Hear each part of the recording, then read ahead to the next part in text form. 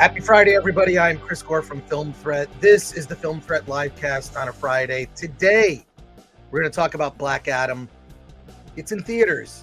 Hopefully, you are at a Thursday screening, because at some point, we will get into spoilers about Black Adam. You will be given a warning. And I have a special treat, a very special treat.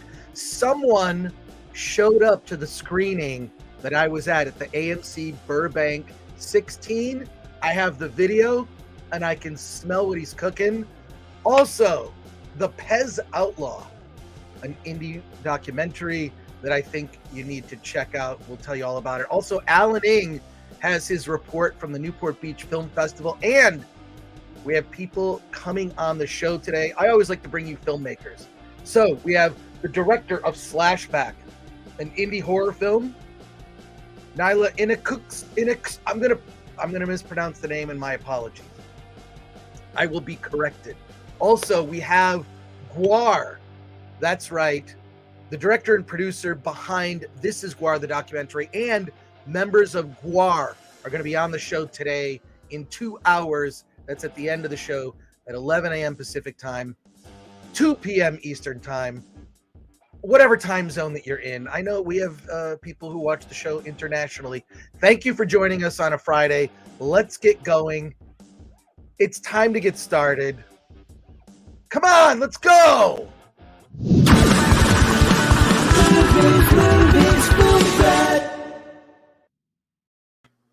Hey. Alan is here. How you doing, Alan? Good. I was fortunately not. I'd already seen Black Adam, so I didn't have to watch it last night. So I got some sleep last night. All right. Well, that's good. That's good to hear. I like to. Yeah, I mean, you mentioned in a. I know a little bit about how you feel about it, so I'm interested to see how the discussion. All right. Well, let's go. I do have a little beef with Alan right now. I have a little beef with Alan that we have to talk about. Now, if you're on Twitter, which God help you if you're still on Twitter, Alan does this thing. This is how nice Alan is. Okay. Alan, what's your Twitter, Alan? It's my pal Al. Okay. My pal Al is on Twitter. Okay. And I follow Alan. Okay. I follow Alan. I follow Alan from Film Threat. I also follow Alan, from my personal account, that Chris Gore. Alan thanks every single person who follows him. He sends out a tweet. He says, "Hey, Tom Wing, thank you for following me." This happens all the time. That's not the Alan content that I want. Did you set up some auto thing? Yeah. Every single person that follows you, you send out a tweet. Yeah. Well, I mean, if I'm going to break down the behind the scenes of my life, there's I use if then this, if this then that. That's it. And anytime I get a new follower, it's just kind of nice to say thank you. And because I'm barely on Twitter, and if you look at my Twitter feed, you'll see that there's long strings of "Hey, thank you for signing up." But I will say. Yeah. Ever since I hit 1,000 followers, all of a sudden a bunch of hot chicks are starting to follow me. They're fake. They're fake. They're not real. What? I'm sorry to crush your dreams. They're not real. But look, "Hey, Tom Wing, thank you for following me." And I replied, "I feel really bad for Flabby Geek. You have no idea what you signed up for." And then Tom says, "If that is the worst thing that happens to me today, it will be a good day." I say, "This will not end well." Yeah. And then you said, "Wow." And it just kept going. But do you have some plugin or something you signed up for that you forgot about? Yeah, no. I use if this then that. It's a website that, if something happens on your social or some internet thing in your life, then it triggers something. And this is one of those things where it triggers. Anytime I get a new follower, it'll trigger this message. Well, it's nice to thank people, even though it's automated. Can you just for me turn it off? It's so, dude. Every single follower, it's just out of control. I'm just gonna continue to troll you on Twitter.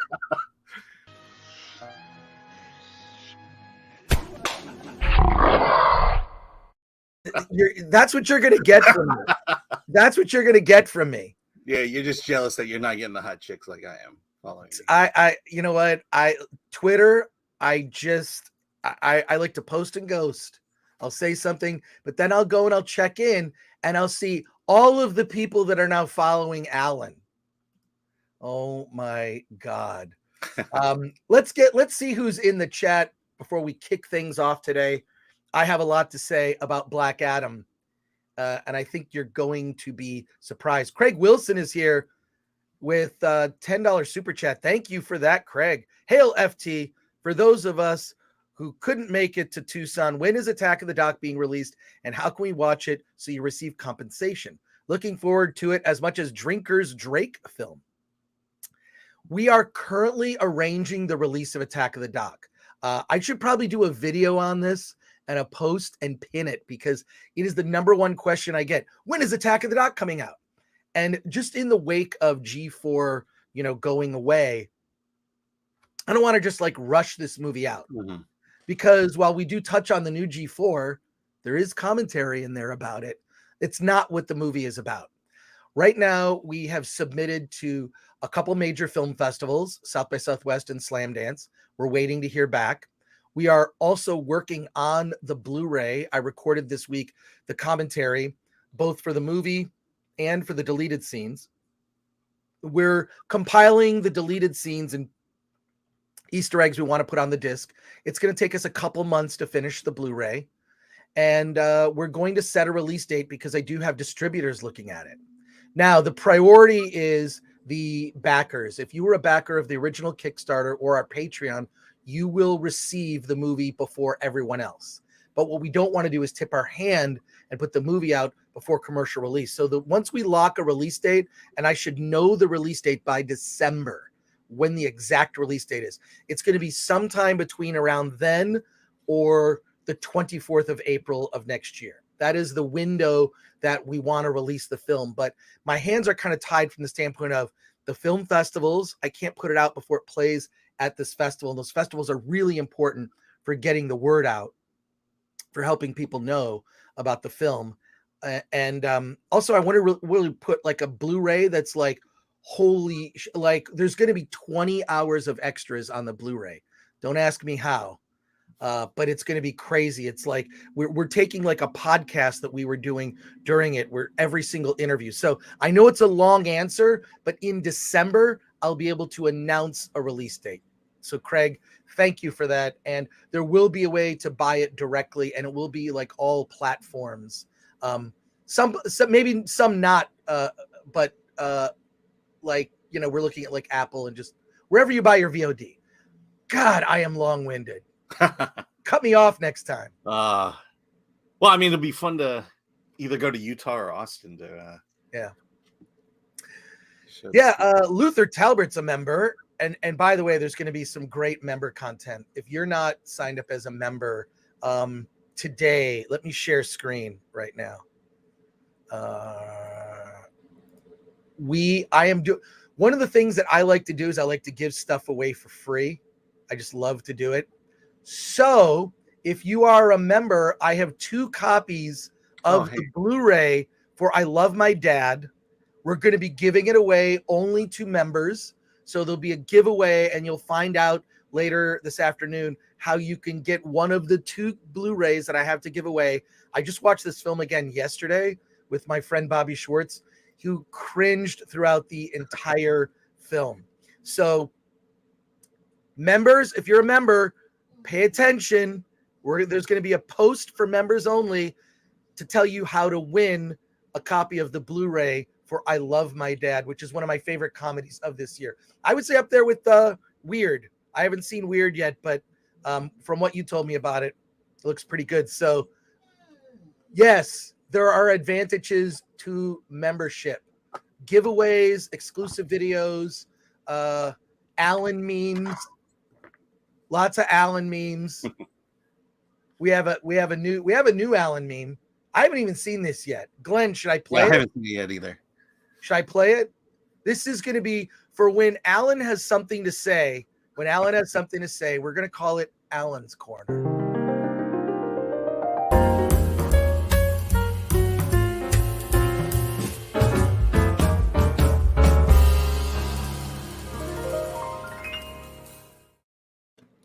Wow, that beard grew fast, I tell you. Oh, Glenn, man, Glenuccio knocking it out of the park. So when Alan has, that's like I do the Gore rants, right? So this is me. A freaking IKEA chair, and Alan just has the Alan's corner. So there you go. Okay, let's. Here's where those pictures come from too. I think I spotted 2 of them. So Luther Talbert, who's a member, She-Hulk scores big with critics on Rotten Tomatoes. Bros scores big with critics on Rotten Tomatoes, but Black Adam scores 44% with critics. Yeah, they aren't biased at all. Yeah, we're going to talk about that. Yeah. Black Adam kind of exposes a lot of that. I think the problem is there's something fishy going on with Rotten Tomatoes and the television critics. The television critics tend to like everything. And for some reason, I think they're a different beast than what the film critics are. And so I think that's why you're seeing this discrepancy on Rotten Tomatoes between television and movies. Yeah, it's yeah, and I also think part of the problem with television is mostly the critics are given a preview of the first few episodes, and I think we know how that goes. Yeah. We know how that goes. Yeah, we got burned by that one. Yes, we did. Question the answer. Well, Black Adam totally didn't address the U.S. invasion of Iraq, so that's minus 20% right there. I don't think that it was ever intended. This movie's been in development for 15 years. 15 years ago, it was announced that Dwayne The Rock Johnson would be playing Black Adam. So, and I don't want to get into it, but I will say that the film is pretty apolitical. If there's any political statement, it's very subtle. It's not on the nose or lectury. So there you go. Alan Horkin, the Critical Drinker, launched a Kickstarter to make a short film, blew past funding goal in a matter of hours, and already at nearly 1,000%. Well, good for him. Good for him. I can't wait to see it. Can't wait to see it. I love when creators and people that talk about media make films and projects and whatnot. I think that's a good thing. I think more should do that. Oh, wow. There are a lot of comments here. Star. I'm going to do as best I can. We'll go through the Solomon Thornton, the villain of Black Adam, gives me Mephisto vibes. Rash Media, Raskeish Media. That thumbnail deserves a Webby. Yes. Glenuccio knocking it out of the park with our thumbnails. Ready to see the Phoebe Kate Allens. Question the answer. I don't know that we can just sort of, I don't want to cheapen it by showing it all the time. Alan, what do you think? Yeah, no, it should be special all the time.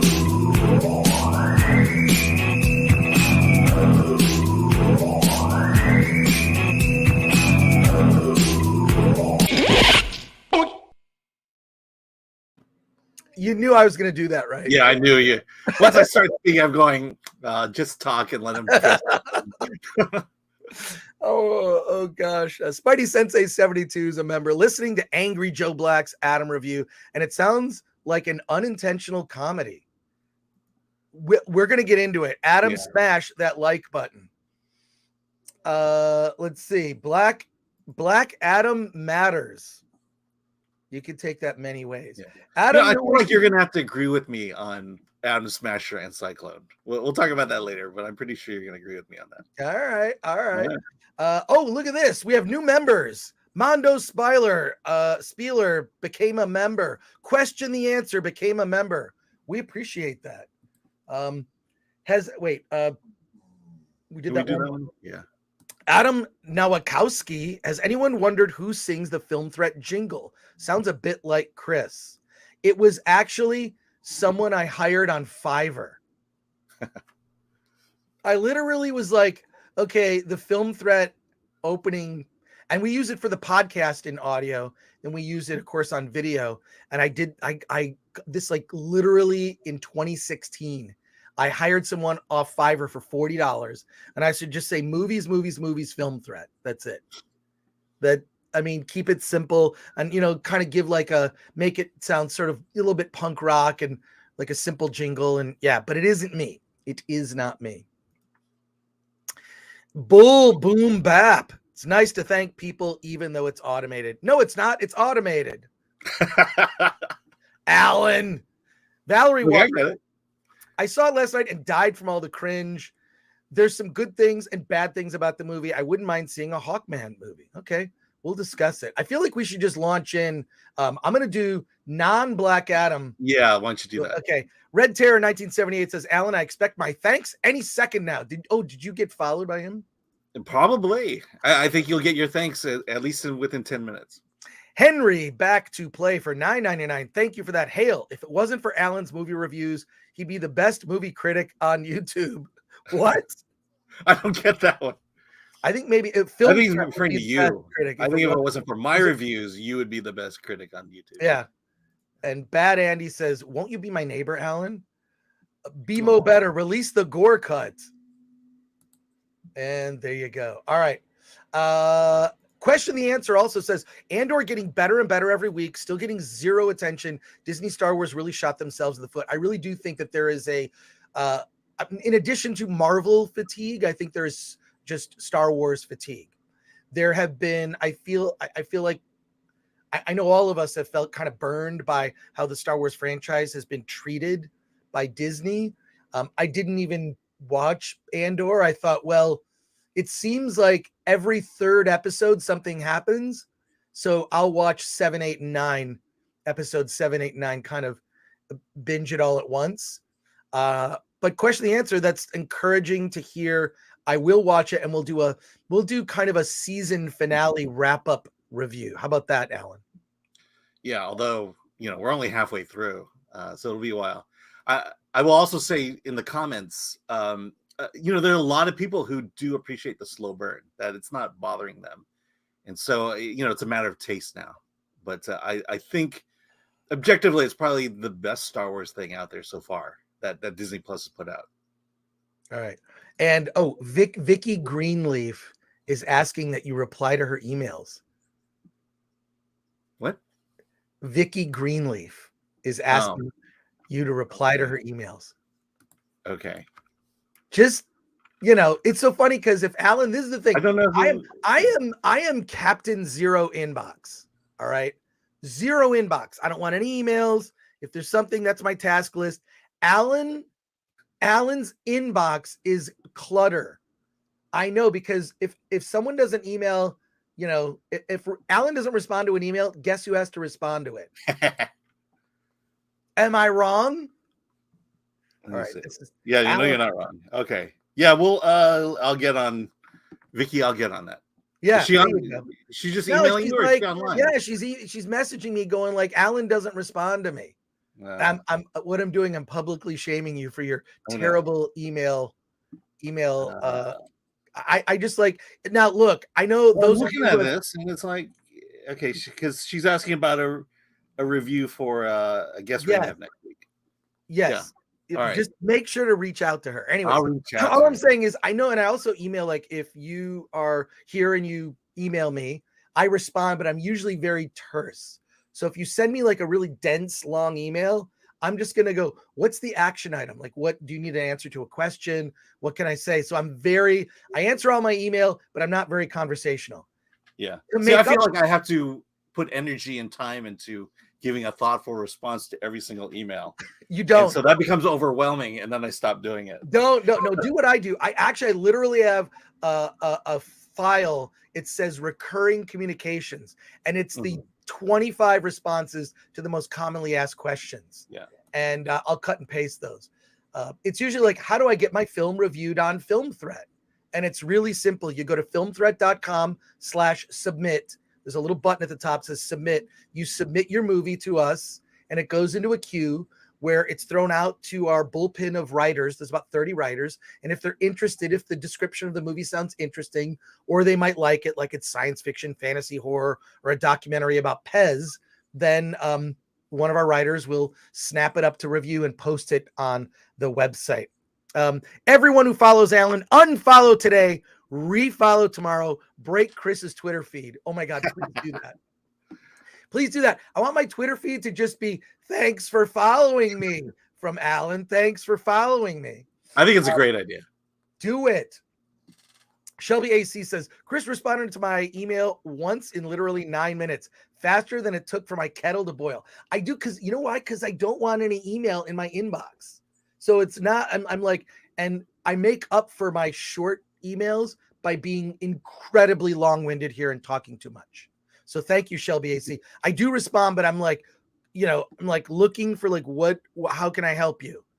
I'm like the customer service department for Film Threat. Wait, David Glenn, Chris never responds to my emails about extending his car warranty. Okay, is everyone getting those calls? Because I am. Yeah. Your car warranty. Oh my God, it's so annoying. Thank you for that, David. Really Old Movies says Chris really does respond to emails. I appreciate the times he's answered mine. Yeah, I just want to there you go. And Alan, so the lesson learned is if you need a response, email Chris. No, email Alan. Email Alan, filmthreatalan@gmail.com. That's his email address. I just doxed you. Am I in trouble now? No, we're fine. Okay. The film philosopher Alan only replies to his OnlyFans subscribers. And is Fur to the Future, who's a member, is Alan growing a mullet? No, Alan hates getting his haircut, and so Alan waits a long time before he gets his haircut. Which I'm due. I'm clearly due for one. All right. Well, I want to thank you for your comments. Over 300 people watching us live right now. Please smash that like button.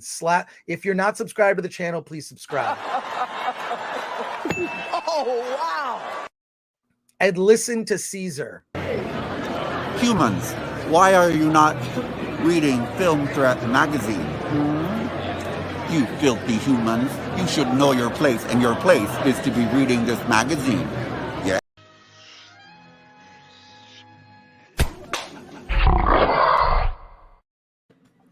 Okay. That's a good one. I like that one. It's my buddy Phil Eubanks just sent me that last night. All right, let's get going. It's showtime. Okay, Alan, you gave a review of Black Adam recently. You were mixed. I would say you were mixed, and you thought. I'd say a 7 out of 10. Okay. All right, so you gave it kind of a mixed review. Mm-hmm. I do happen to know that you saw it in a room full of movie critics. Yes, I did. But in Dolby, I was at the Dolby in Burbank to watch it. Okay, there you go. Very close to where I live. You didn't say anything. You didn't say, "Hey, do you want to meet up? We'll grab a drink." I know you don't drink, but we could have hung out. So you drive all the way there. And you don't even say anything to me. Well, look, I had to go to the Newport Beach Film Festival right afterwards, so I was in Burbank and then all the way in Newport. So that was 3 hours of my life, right there. I could have derailed your plan, but look, so you saw Black Adam in a room full of movie critics, and what was the reaction? Yeah, I think we're all kind of feeling the same way. I don't think. It's weird to say, but we didn't hate it, but we weren't overwhelmed by it. There was no real greatness that came out of it. It was just a fun action movie, and I think that's how we took it. That's how definitely I took it. Well, I don't want to tip my hand, but this is another case of the critics being out of touch with your just regular moviegoer who wants to be entertained. I was incredibly entertained by this movie. I thought it was super fun. If I was rating the movie on a scale of 0 to fun, it's on the high scale of fun. Really fun. I would say like an 8. There are also some things about the film that I think I did not like that bring that down to more of like between a 6 and a 7 in terms of my final rating for the movie. But let's talk about the things that worked in the film. Yeah. I think this is one of the best things The Rock has ever performed in the sense that he is a villain, and there's a preamble for the movie that's way longer than it needs to be about this fictional, just assuming in the Middle East kingdom, Kahndaq. Is it Kahndaq? Yeah, Kahndaq. And you see sort of this ancient history and how he's called Teth Adam, is created as a god. He's reawakened to serve his people because the words Shazam are uttered. The Rock as this character I think he's great. I don't know that he's completely The Rock. I mean, he's a much more toned down version of The Rock. These kind of deadpan lines. There's a whole thread about having a catchphrase, and he's straight up. And here's actually a good thing. The trailers really don't showcase the best parts of this movie. The action is insane and over the top. I think it's super fun. Black Adam is effectively like he's evil Superman. He's Homelander from The Boys. I mean, gruesome deaths where he's just blowing people up. I don't know if the movie was rated PG or R. It's PG. I'll look it up, but I'm almost certain it was PG-13. But I'm kind of shocked, because some of the deaths he's just like taking, missiles and grenades, throwing them in people's mouths. They blow up. There are these soldiers that at the very sort of the beginning part of the movie, he's just destroying them in ways that are incredibly creative and with glee, throwing like a helicopter into killing not just men too. He kills a woman in like a helicopter, which was, I thought, like, wow, like he's just over the top violence, but doing it completely deadpan as this god force of nature that you risked awakening, right? And it's all after capturing this crown, this ancient crown that's made of a type of metal that has mystical powers, right? That may open a gate to hell, all right, and potentially destroy the world. That the story part of it is pretty weak in my opinion, and I really like The Rock as Black Adam. I think he's great. It's really fun to watch. And then the Justice Society, love them. Love the Justice Society. Pierce Brosnan as Dr. Fate is fantastic. He's kind of like Doctor Strange. I mean, he can see the future, but can you change your fate? He has magical powers. He's very like majestic and regal in this role. He's over 100 years old, and he's seen a lot. And then of course you've got like basically the kind of CW characters, Atom Smasher and Cyclone. They're plucked right out of a CW show. They're kind of, they're like meant for like comic relief, and they're the younger members of the group. Hawkman is amazing. What's the actor's name?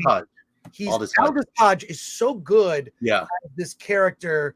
He's a badass. He's the leader. They're great, like straight lines when he's like, he has this thing with Atom Smasher, who's a young hero and kind of screws up a lot. He's like, you and me, we're gonna talk. You and me. It's that thread is funny. So you've got the Justice Society, which is sort of like part Suicide Squad, part like Justice League. They're, and this team is led by Amanda Waller, right? Although I don't recall in the movie if they called it the Justice Society of America. No, it's I paid attention to that. It is just Justice Society. Okay, yeah, because it is the JSA. So these characters, like once they have this interaction, then they're trying to contain and control Black Adam. So it's really Black Adam versus the Justice Society, at least for the first part of the film, right? The thing where it starts, so I'm loving the action. It's super fun. It's over the top. The trailers for once haven't ruined everything. The trailers did not ruin the best moments from the film. The trailer did not tell you much about the story. So these sort of lukewarm, quote, bad trailers for Black Adam actually helped serve the movie because it didn't give a lot away. I thought it was great. The thing that brought it down for me and annoyed me was there's this mother who's an archaeologist and her relationship with her skateboarding hip son that runs their characters in the entire movie. They could have been in the movie for about 20% of the screen time that they're on, because it's just, it's kind of cringy. A lot of the just like, ugh. One, we know they're not gonna get killed, because and also there is a Black Adam has lost his family, right, in the past. So he kind of sees this modern family as like, the family in the present day as like, that reminds him of his family from the past. So I get that they needed that as a connection, but here's the problem with those characters. I don't have any problem with those characters so much. It's the screen time.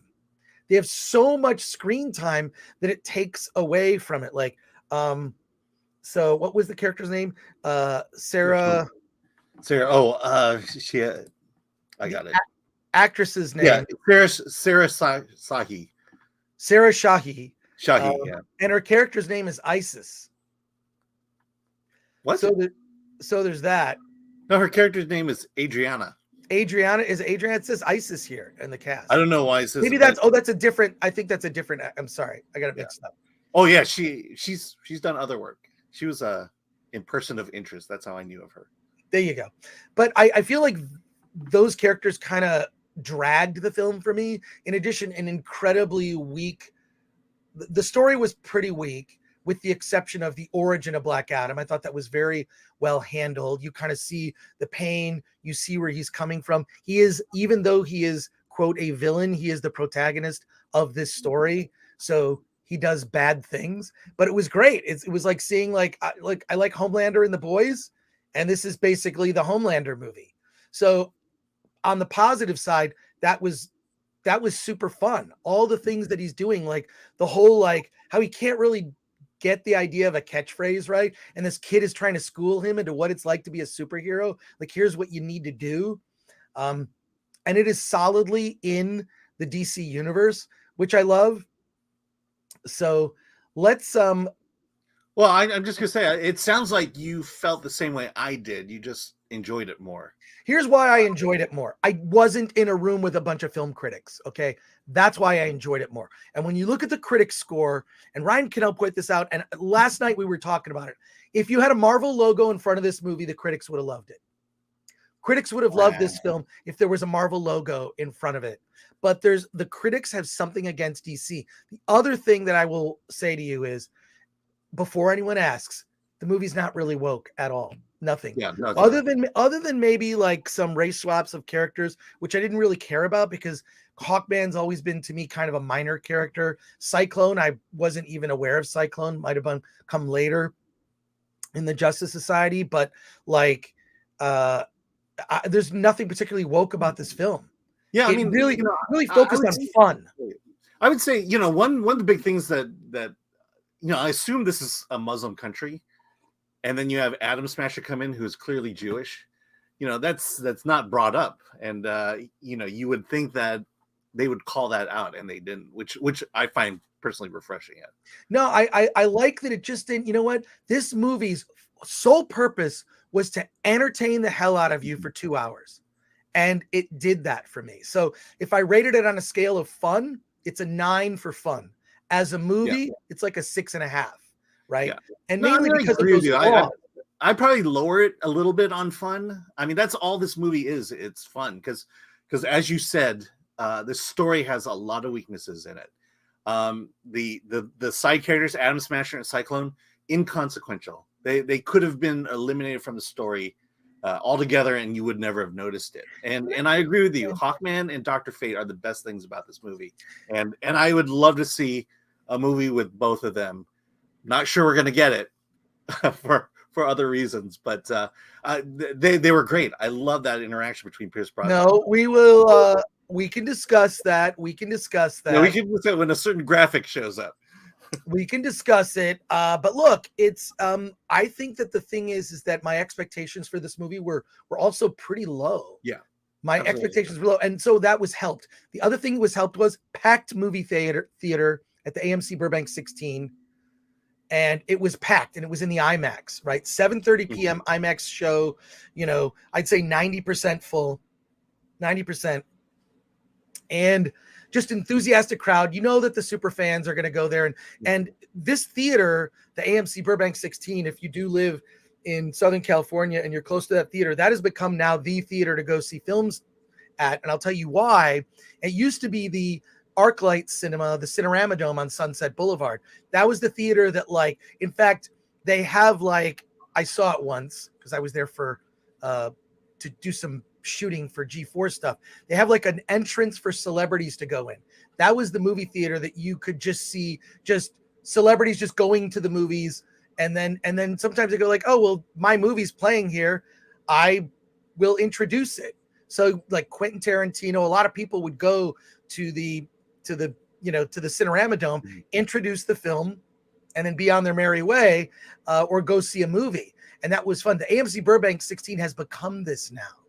Like, it's become that movie theater. A friend of mine ran into Christopher Nolan there. It's just kind of cool. Like, oh, this is the theater that, like, the standards are very high in terms of the presentation, because this is the theater that people in the industry actually go to. So before we get to your questions and comments, so main thing is context matters. When you see a movie with a large audience and they're incredibly enthusiastic and clapping and laughing, and we were surprised because I was not looking forward to this because I thought the trailers were very weak.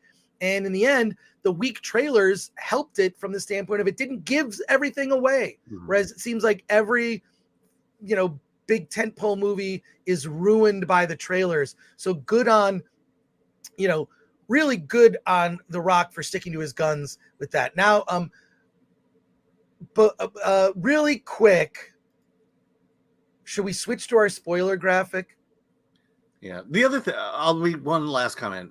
Sure. The Rock is not a villain in this movie. He's an anti-hero. He's Deadpool. Yes. He fights for the good of Kahndaq, but he kills people where others would want to subdue them. That's not a villain. That's just a hero who has a murderous streak behind him.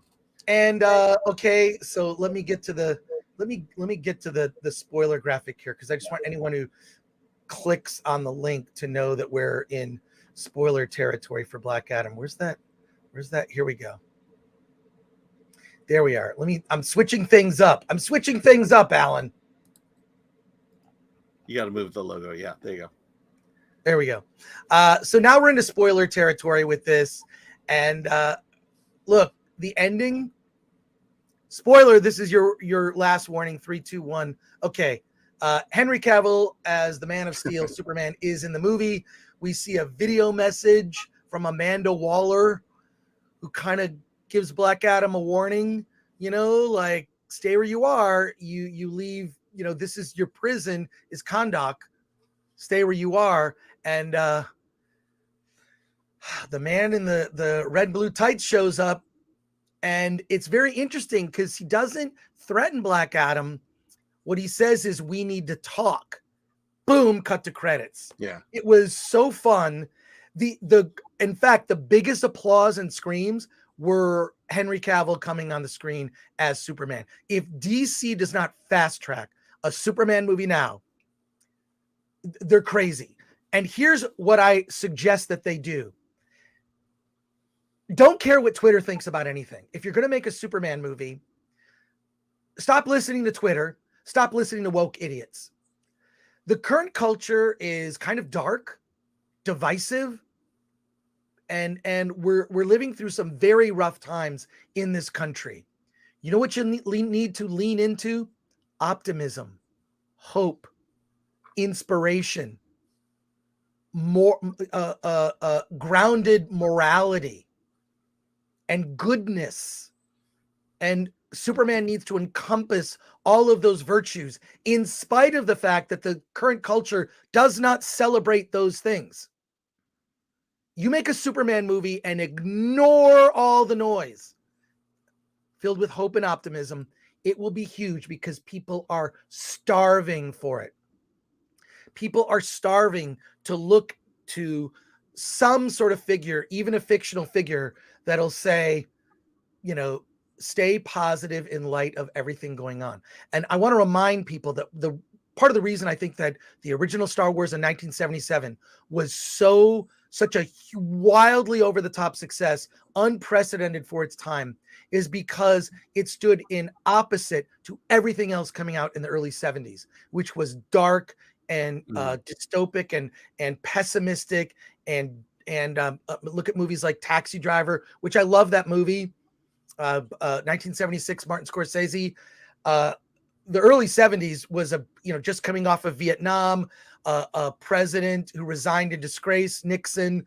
Like, it was a dark period. And what did George Lucas do? He did something completely opposite from what was happening in the culture, and it was the most popular thing. It became unprecedented. We're still talking about Star Wars to today. What WB needs to do is create a hopeful Superman. Hopeful, positive, optimistic, So you're saying a return to truth, justice, and the American way, or at least the American values that we aspire to espouse. Like we aspire to be good, and we're not perfect, but someone like a Superman who comes with flaws, right, is something, I don't know, I think something hopeful will stand in contrast. Everything's, we got to go dark. We got to go dark. Oh, this is really dark. This is the Empire Strikes Back of blah, blah, blah movies. I mean, how many times have we heard that stupid phrase? But see, this is exactly why I hated Man of Steel, because it went in this dark turn when Superman should have been bright and hopeful. And that's why I just could not get on board with the whole Zack Snyder run, especially with Superman, particularly with Superman. Well, what I like is for Man of Steel, I think it holds up better than when we first saw it, which was shocking. The thing was, oh, this is a different take on Superman, but it tried to be realistic. It was looking to be like, okay, what would really happen if an alien from another galaxy came here, was, had all these superpowers, could effectively destroy mankind? How would we react? And I like it's grounded in reality. What I didn't like is, I think the thing that we could talk about Man of Steel maybe on another thing, but I think that ending was very, very dark. I mean, it was what Zack Snyder was trying to do is show that Superman inspired people, right? There's some things that I think were just played that were just kind of a little too realistic.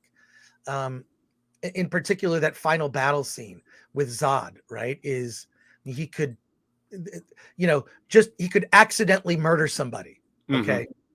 And I think that was played way too realistically. But I look, it's so funny. I don't really go back and revisit Marvel movies, but I'll go back and I'll watch Man of Steel.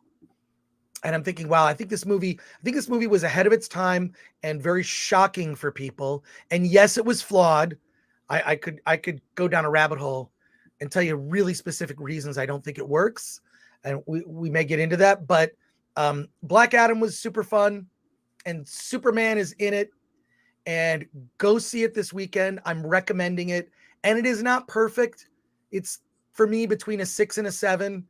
But if you're looking for fun and to be entertained, it's all there. It's an endorphin rush. That's essentially, I think, the best thing you could say about it. If you want a good time, don't care a whole lot about the story overall, then this is gonna make a lot of money this weekend. Now, I want to ask the chat a question. I have a video to show.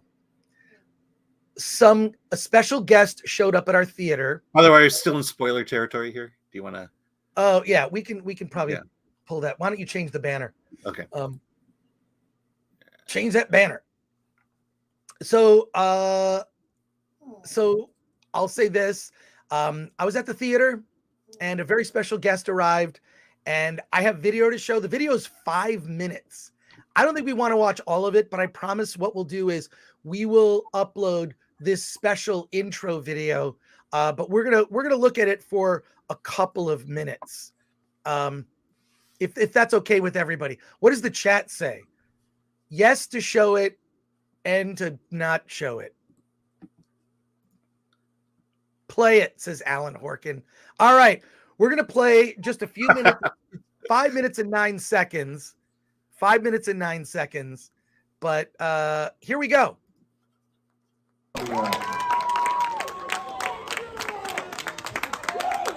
The hierarchy of power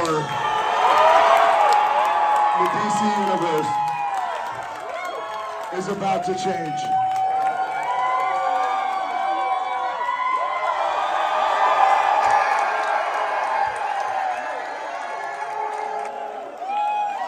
ready to see Black Adam? You guys are ready to see Black Adam. Let me hand this phone over to Great.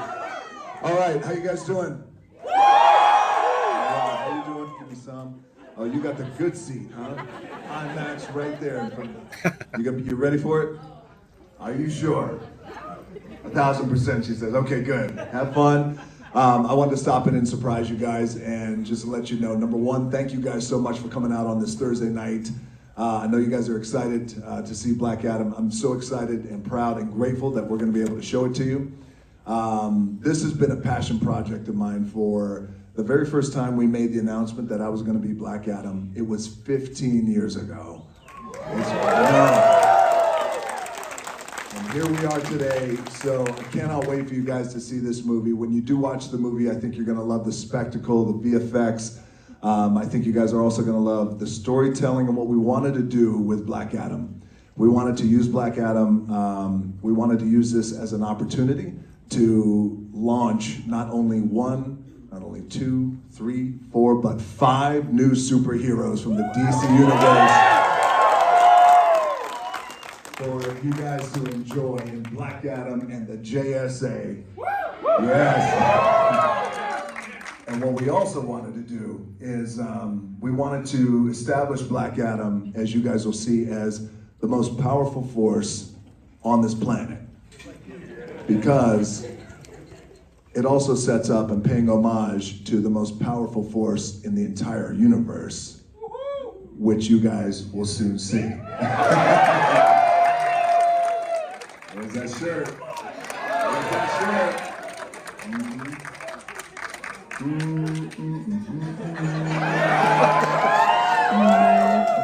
Who said that? All right. Enjoy the movie. No, absolutely. Thank you. I appreciate it. I appreciate you saying that, but I'm going to say it right back to you. I got goosebumps right now because look at that, right there. I got the goosebumps. I got the chills because 15 years later, the whole idea about Black Adam and what Black Adam represents at the end of the day, what Black Adam represents is always listening to the fans. And that's what Black Adam represents. And I want you guys to enjoy the movie tonight. So thank you guys so much. So that's pretty cool. So we'll post the, oh, are you muted?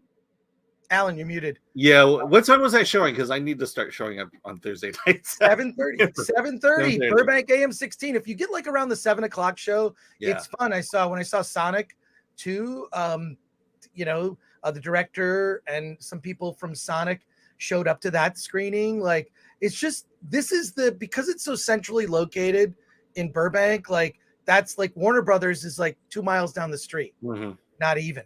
So it makes a lot of sense. But the video is longer because he goes on, he runs into somebody he knows and gives him a hug and then tells a story. And he's just sort of hanging out like he's holding up the screening, but nobody cares. And it was really weird. I knew something was up. Here's how I knew something was up. There was security posted at a couple different places. And then the lights were on during the trailers. And that never happens. I thought someone's got to turn the lights off. Then I'm thinking like, oh, I think something's going to happen. And so, yeah, it was pretty fun. Yeah, and I mean, also, I'll just say it again. This movie would not be made without The Rock. There's absolutely no way. Henry Cavill would not have been in the film without The Rock. He insisted on that. And for that alone, I think it's important to support this film because what did he say at the end of his speech? Listen to the fans. Listen to the fans. I do think that any entity that refuses to listen to the fans, it basically gets what they deserve. That goes for a movie. It goes for a lot of different things. If you're not listening to what your fans are saying, if you're turning it on the fans and making them the bad guys for not liking something, you deserve to fail. Rings of Power. Yeah. If you are making the fans the enemy in the very show you're making, She-Hulk, you deserve to fail. And The Rock, he clearly loves the audience. And look, there's a lot of nitpicky things, you know, and we talked about a lot of those earlier, and we'll get into it more when we get to all your comments. A lot of nitpicky things we could get into, but I had a lot of fun with this movie. And you know what I'll do? I'm probably going to go see it again because it was fun. And in particular, I think seeing a movie with an audience of fans, that impacts the experience. It makes it way more fun rather than seeing it in a nearly empty theater with a bunch of curmudgeonly critics who sit like this. Well, we'll see about what my rating is. Is it going to be fresh? It was half full. The theater was half full of critics. And it didn't get nearly the reaction, did it? No, it didn't. Definitely not that. But I think if The Rock had showed up at our screening, it would change a lot of minds. Yeah. But let's get into this. And Tyler Thompson became a YouTube member. Thank you for that. Welcome. Jamin D has a two-part question. Oh, wow. Okay, here we go. Jamin D, I have not seen Black Adam yet, but if it's fun, you guys say it is, then is another example of Hollywood being completely clueless to the meaning of fun and popcorn movie nowadays. Look at Accident Man, Hitman's Holiday. Okay. That movie is one of the best martial arts comedies that should be talked about in media, but it seems no one is advertising it so more people can see it. Okay, I have heard of Accident Man, Hitman's Holiday. Look that up. We'll get a review. We'll check it out. But look, your definition of fun may vary. Your definition of fun may vary. So for me, this was very fun. So here you go. Question the answer is a member. I think Hollywood got it into their heads that the hero's journey was out of date and problematic. Fans don't seem to agree. Bingo. Question the answer. That's absolutely true. The hero's journey is it doesn't get boring because that is a formula that has lasted for thousands of years. Okay. That hero's journey, the hero's journey resonates in our DNA. If you study Joseph Campbell, it resonates within our DNA. When people were telling stories around a campfire, thousands of years before movies ever existed. Teague for 5 says, what is a bad Superman comic you would like to see adapted, revamped for a movie? Do you have hope for a Michael B. Jordan Superman movie? I don't think we should do a Michael B. Jordan Superman movie. Michael B. Jordan already has an original character called Creed. I saw the trailer last night. It looks amazing. Creed looks great. Creed looks really good. Can't wait to see it. And I'm really feel glad too, because the trailer came out and I was like, oh, should I watch it on my iPhone? No. I want to see a trailer in a movie theater. The way trailers were meant to be seen. No, I don't think they should make a Michael B. Jordan Superman movie. I think they have Henry Cavill, make a Henry Cavill Superman movie and make 3 of them. And I'd like to see Mr. Mixelplix. CD Stein, 69 for $4.99. Remember, it's not an S on his chest. It's a symbol for hope. If they don't put a Superman that exudes that, they should just shut it down, all of it. Chris Hill, thank you for that. Chris Hill, taking WWE to the silver screen. Spidey Sensei 72. He still had a full head of hair when they first announced Black Adam. That's true. Ben Thatcher, my main complaint with Black Adam is the terrible CGI. We need more practical effects with CGI touch-up. There's one particular scene with Hawkman that's just awful. Here's the thing. I was so into it, I didn't care. There are movies with bad special effects where I will overlook it if I'm having a good time. Excuse me. Yeah. Flash Gordon with Sam Jones from the 80s. But yeah, I agree with you. Yes, the effects varied. Some were amazing. You could tell they spent a lot of time. And then other stuff was just quick, and yeah, I don't know. I had a really good time. Yeah. I also like the fact that they didn't put The Rock's head on a superhero's body. That was right. That was him. That they had to reduce him down, much like Chris Evans and Kevin Gabriel Quiroga for 5. Yes. Respect the fans. We are the people that support the films, comics, and TV shows. Glad The Rock and Tom Cruise acknowledge us in the theater. The fact that Tom Cruise, he didn't show up at our theater, but he had this little intro. He's just like, thank you for coming to the movies. Tom Cruise loves the movies. He is a legit nerd, okay, when it comes to film. And The movie industry is in trouble. Worst box office of 25 years. The theatrical movie experience is going to go away, and certainly it's already shrunk in size in terms of the number of people that are going to the theater, and that's a problem. The reason you're able to see movies with such big budgets and big spectacle is because of the additional revenue from movie theaters, not just in the United States, but worldwide. And what people like The Rock and Tom Cruise are trying to do is preserve that experience. Because what I like about going to the movies, you got to put your phone away. I can't tell you how many times I've like sat and watched a film and I'm like, it's kind of boring.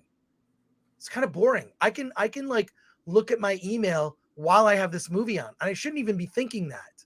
Okay. What I like about the theatrical experience is attention, pay attention. It is dark. No talking. Put your cell phone away. Let's go. I love that experience. I think the problem is that the studios, they're believing this narrative that we don't want to go back to the theater or that we're not interested in movies anymore.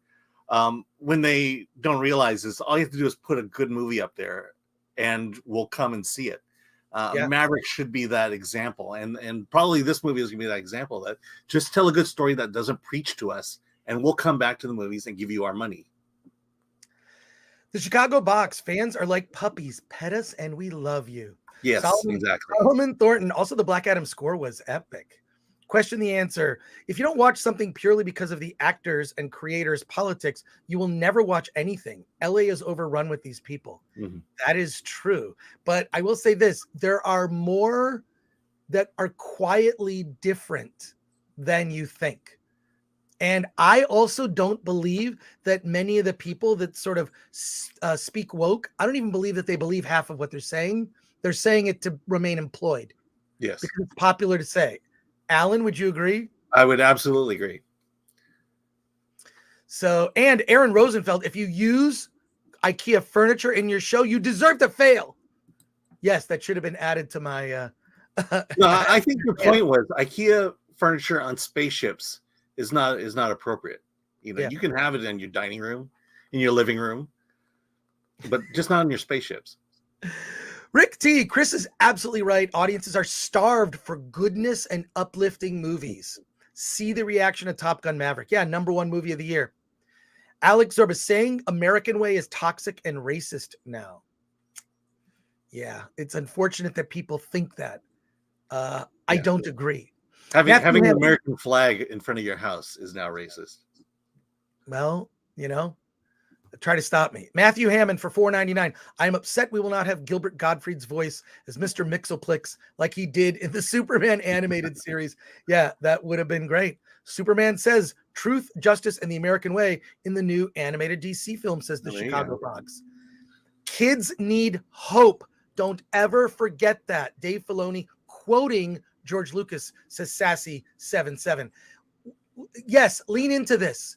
Forget what everyone else is doing with darkness and this and whatever, and people are evil, or you're a bad person because you look a certain way.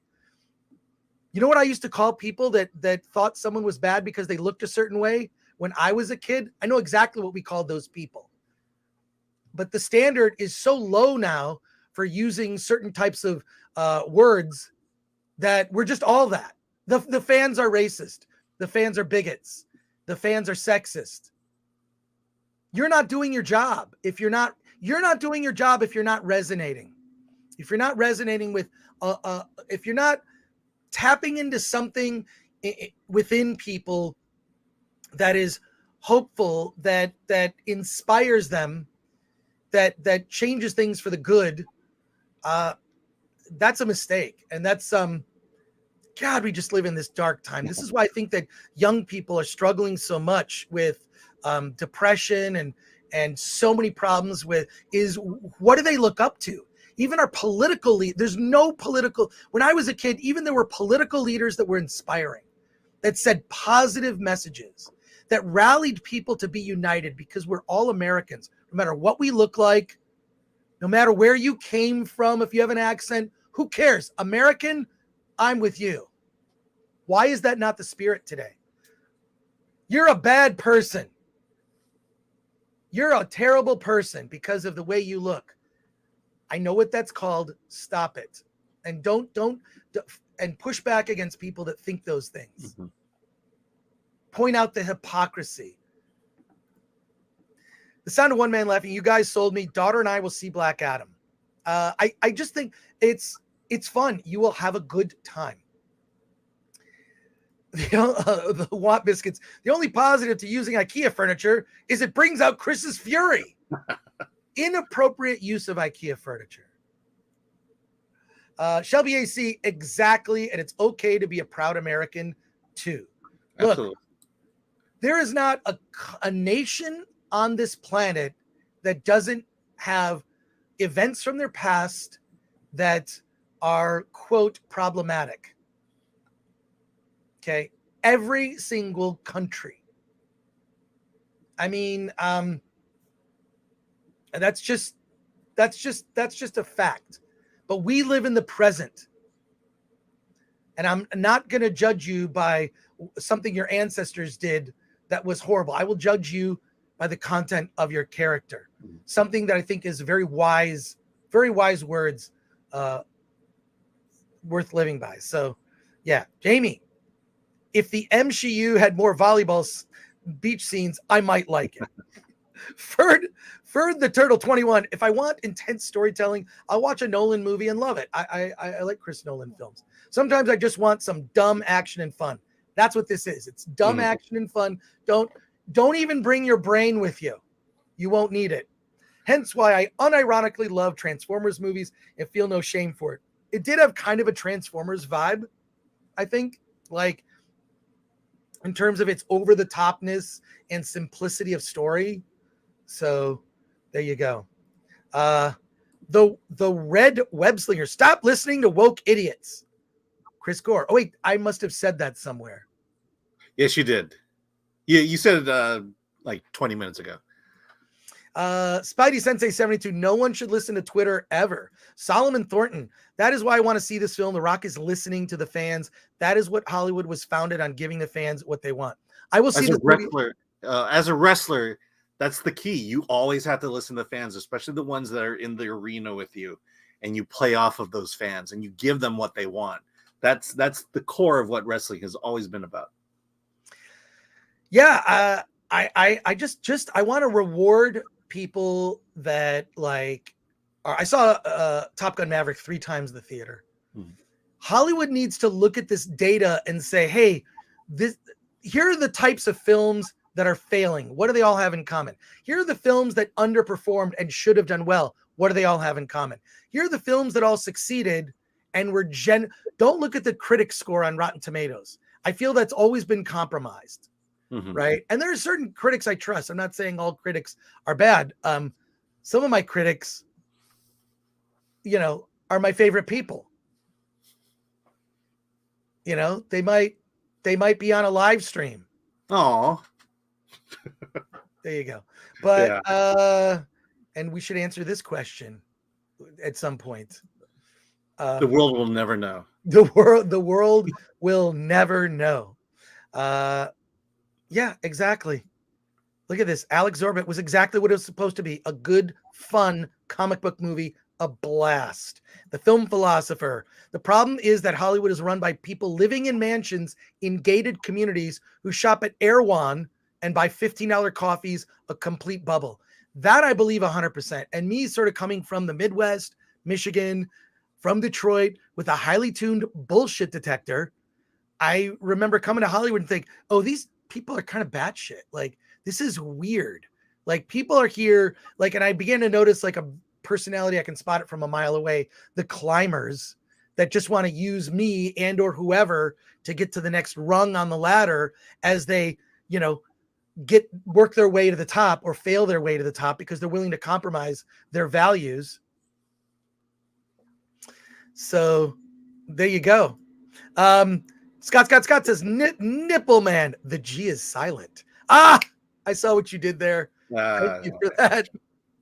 Black Adam is definitely sounds like it is definition of popcorn movie. It is. I ate popcorn unapologetically. Yeah. Something that has been a rare occurrence as of late. It's what we need more of, says CD Stein 69.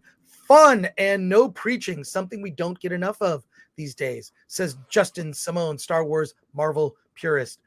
Ing Hack High says keyword equals entertaining and fun. Brock Samsonite, does this movie give you any hope at all for the DCU going forward? Yes. And I'll tell you why. Biggest applause in the movie is that final scene we talked about. Biggest applause. I mean, erupted. People going nuts. Like, not only did they stick the landing on the movie, you could see it coming from a mile away, right, Alan? That ending. Yeah, I knew it days before it happened. Yeah, I mean, I looked 90 minutes into oh wow, so they've defeated Black Adam 90 minutes into the movie. I think this is a 2-hour movie. So yeah, I mean, I think Warner Brothers is in the best position to change things because there's leadership that really wants to make money, that really needs to make money, and has sort of made a commitment to protect these characters. And so, they have the best chance of doing the right thing going forward. And so we'll see. And Scott says, on a scale of MCU to Man of Steel, what's the tone of Black Adam? It's just super fun. It's fun. It's like the early Marvel movies, where they just focused on the fun instead of the agenda, or as has been called by Critical Drinker, the message. It doesn't. I mean, while you can read messages into this for sure, if you wanted to look that deeply. If you don't look that deeply, eat your popcorn, have a blast. Lots of things blow up. It's Homelander unleashed in maybe a less gruesome way, more PG-13 way, and it's super fun. It's really, really fun. Doc Savage, wait, there's no finger wagging social politics in Black Adam? I'll see it tonight if that's true. Yeah, there isn't. I know. I appreciate the fact that it's diverse. And the reason it works is no one calls it out. No one draws attention to it.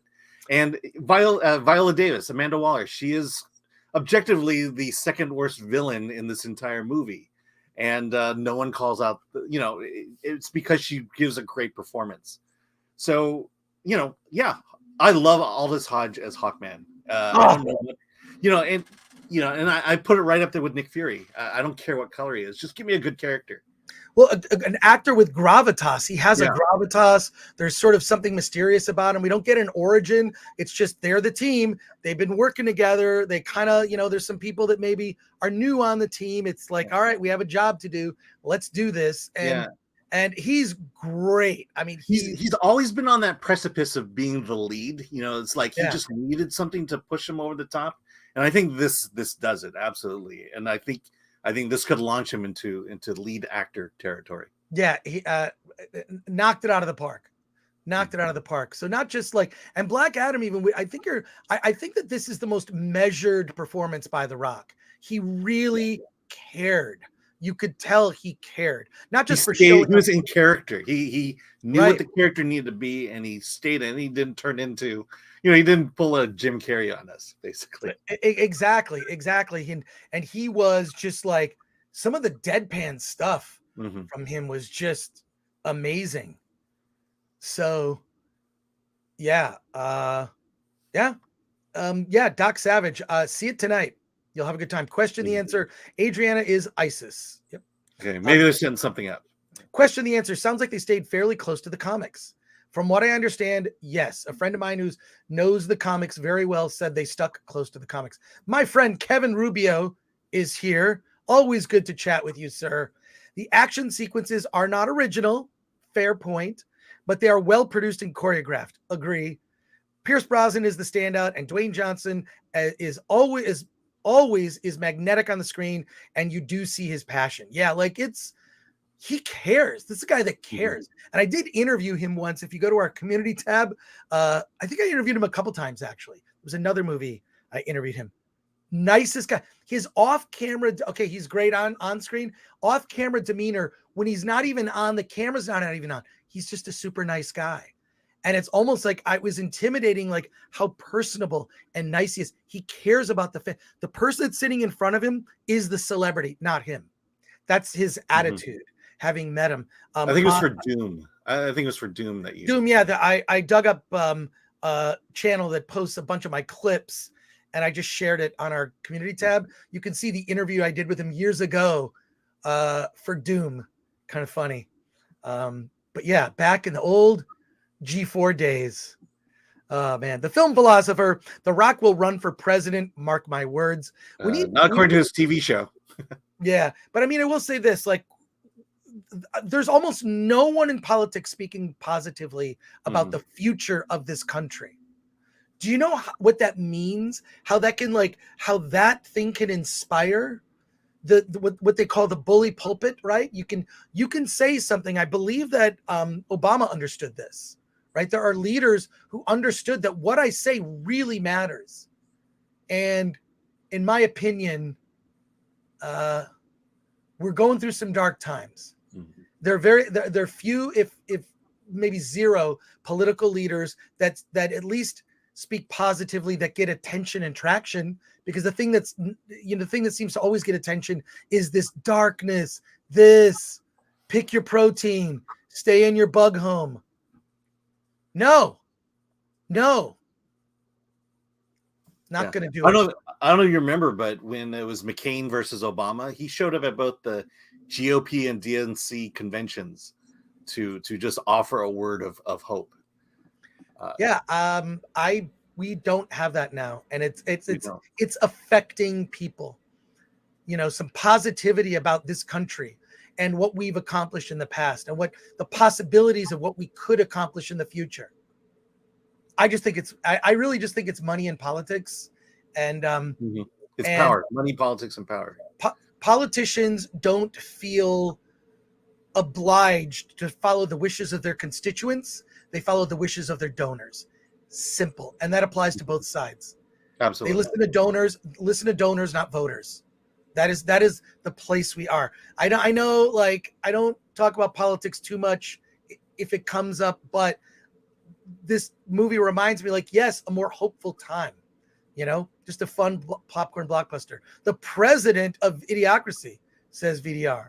Scott says, okay, but are there any Asians though? Alan? Yeah, she blew up in the helicopter. There was an Asian girl and they killed her. And they killed her. And technically The Rock is half Asian. Well, then there you go. You got a half Asian lead. Got half of what you wanted.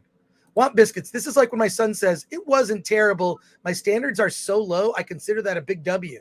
Well, it's unfortunate. Like most things these days, and I think it also has to do with the fact there is so much exists now, right?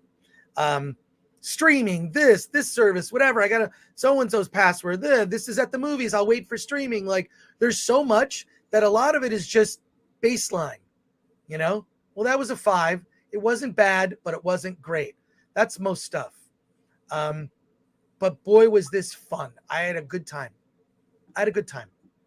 And it does take you on a journey. It's a little long, there are like flawed. I had a problem with the mother-son relationship, I think that you didn't care about it. You just didn't care about it. You're like, can we just get to Black Adam?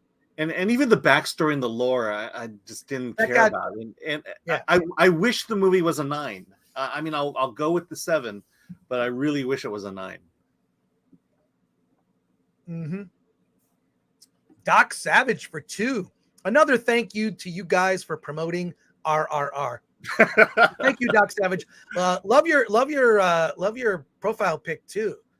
That's great. That's is that a me or from an Xbox? That's pretty awesome. It's Xbox, I think. Xbox, yeah, I think so. Yeah, that's great. Love it. And RRR is awesome. There's another movie I need to see. It just came out. I think it's like Kantara. Yes. Is that the one? Yeah, I need to see it. So once I've seen it, I will do a review. Fat Elvis, thank you for that. Fat Elvis popped the champagne. They didn't hate it. Yeah, but no, look, I that's why I look at the Rotten Tomatoes, and sometimes, to give the critics a little bit of credit, sometimes the critics will like something that in a good way, like a film like Tar, that I think movie audiences should see, right? Like movie audiences should seek out the film Tar, and a good critic's score can help with that, with like a smaller film, not a blockbuster film. Question, the answer. Good for you, Alan. Temperance is a virtue. Absolutely. Look, I mean, it's a 7. I wish it was a 9. I wish I could have loved it, but I had a good time. Alan Horkin, Alan Ing review sounded more like a 5 out of 10 for me, rating for me. Alan, do you want to clarify? Yeah, I mean, again, it just goes back to what you said. It's a fun roller coaster ride. I just, the story to me just left me wanting a whole lot more. And you think that the story could have been a lot better than it was. My nipples look like milk duds. Okay, so I think it's time. That's something we didn't get, though. We didn't get rock nipples at all.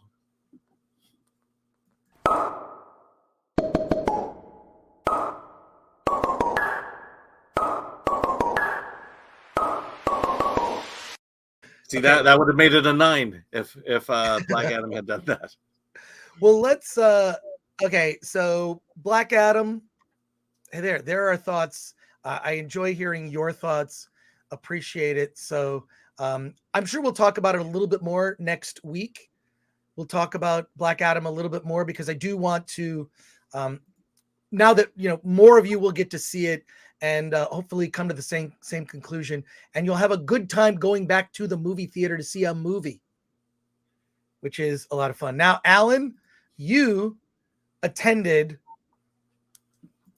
the Newport Beach Film Festival. Yes, Alan, it ended yesterday. It ended yesterday. Let's get a background up here that kind of fits that. Yeah. That helps when we do clips and whatnot.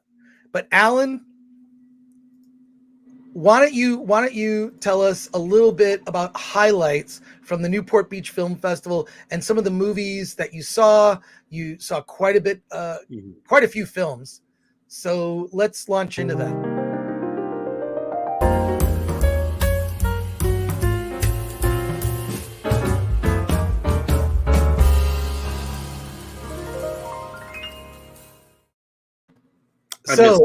I miss that beard. Alan, tell us what were some of the highlights of the Newport Beach Film Festival, and do you have movies that you would recommend that are coming soon? Obviously, you talked about Weird, the Weird Al Yankovic story, and that one strongly recommend. It's coming out in a couple weeks on Roku. We'll revisit it once it comes out. We'll revisit the film. Yeah. What are your thoughts? Well, I mean, I've always loved the Newport Beach Film Festival. It's chock full of films. I think because of the pandemic, what's happening to a lot of these film festivals is, they're only doing essentially night screenings except on weekends. The film festival used to be I could go there, spend the entire day for about 7 days and watch films. And so it's mostly just evening stuff. So I didn't get to see as much as I wanted to. And that's always the problem is, trying to figure out based on the, based on the synopsis, which one you can see. I'll just start with what I've seen the last few days. I saw Broker, which is from Hirokazu Koreeda, the famous Japanese director. It's about these human traffickers in South Korea who are trying to sell a baby boy, and gets caught up in the mob. It's a very dramatic, heartfelt movie. Also saw Aisha yesterday with Letitia Wright. I'm going to go quickly because I don't think you're going to be too interested until I get to Devotion. But Aisha Wright plays a Nigerian refugee who's trying to stay in Ireland, where she is seeking asylum and has to deal with the immigration to stay there. Yesterday or 2 days ago, I probably wasted my time watching Offbeat Cops, about a cop who gets reassigned to the police band. Yeah, it's just as good as you think that sounds. So let me get to the big one, Devotion. Absolutely love Devotion. Stars Jonathan Major and Glenn Powell. It's the story of Jesse Brown, who is the first naval aviator in naval history. So he's a black pilot. And this is during the Korean War. And it just basically tells his story. And from the Q&A, which I'm going to be posting a bit on the community tab, this is basically Glenn Powell's project. He read the book about Jesse Brown. He decided he wanted to make the movie about it, and so he approached Jonathan Majors, who who was in, and then from there they were able to make this film.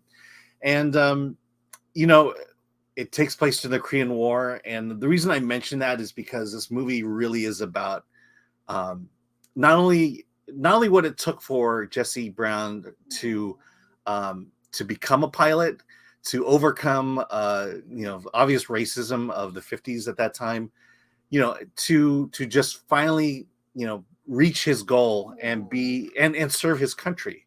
And that's the message you really get across here. And I think as an Asian, as a family of immigrants myself, there's that idea of, I grew up in an all-white neighborhood, and there was this feeling that I had to be better than everyone else in order to get noticed, in order to get the jobs that I wanted. And that's exactly how he felt here, is that, he was always going to be disadvantaged, and rather than sulk and whine about the disadvantage, he was determined to become the best. And this is his story. And it's there's a lot of interesting things that are going on here, because it's not your typical everyone hates him because he's black. At that time, the Navy, the military was starting to accept more and more African Americans into its ranks. And so the ones who were truly racist were the outliers at that point. And now Jesse, his team, the one that are sworn to protect each other, are come to bat for him and begin protecting him. It's a very inspiring story. I think there is a lens in which it might be trying to say something today, but it's very subtle and it's not open. So is it woke?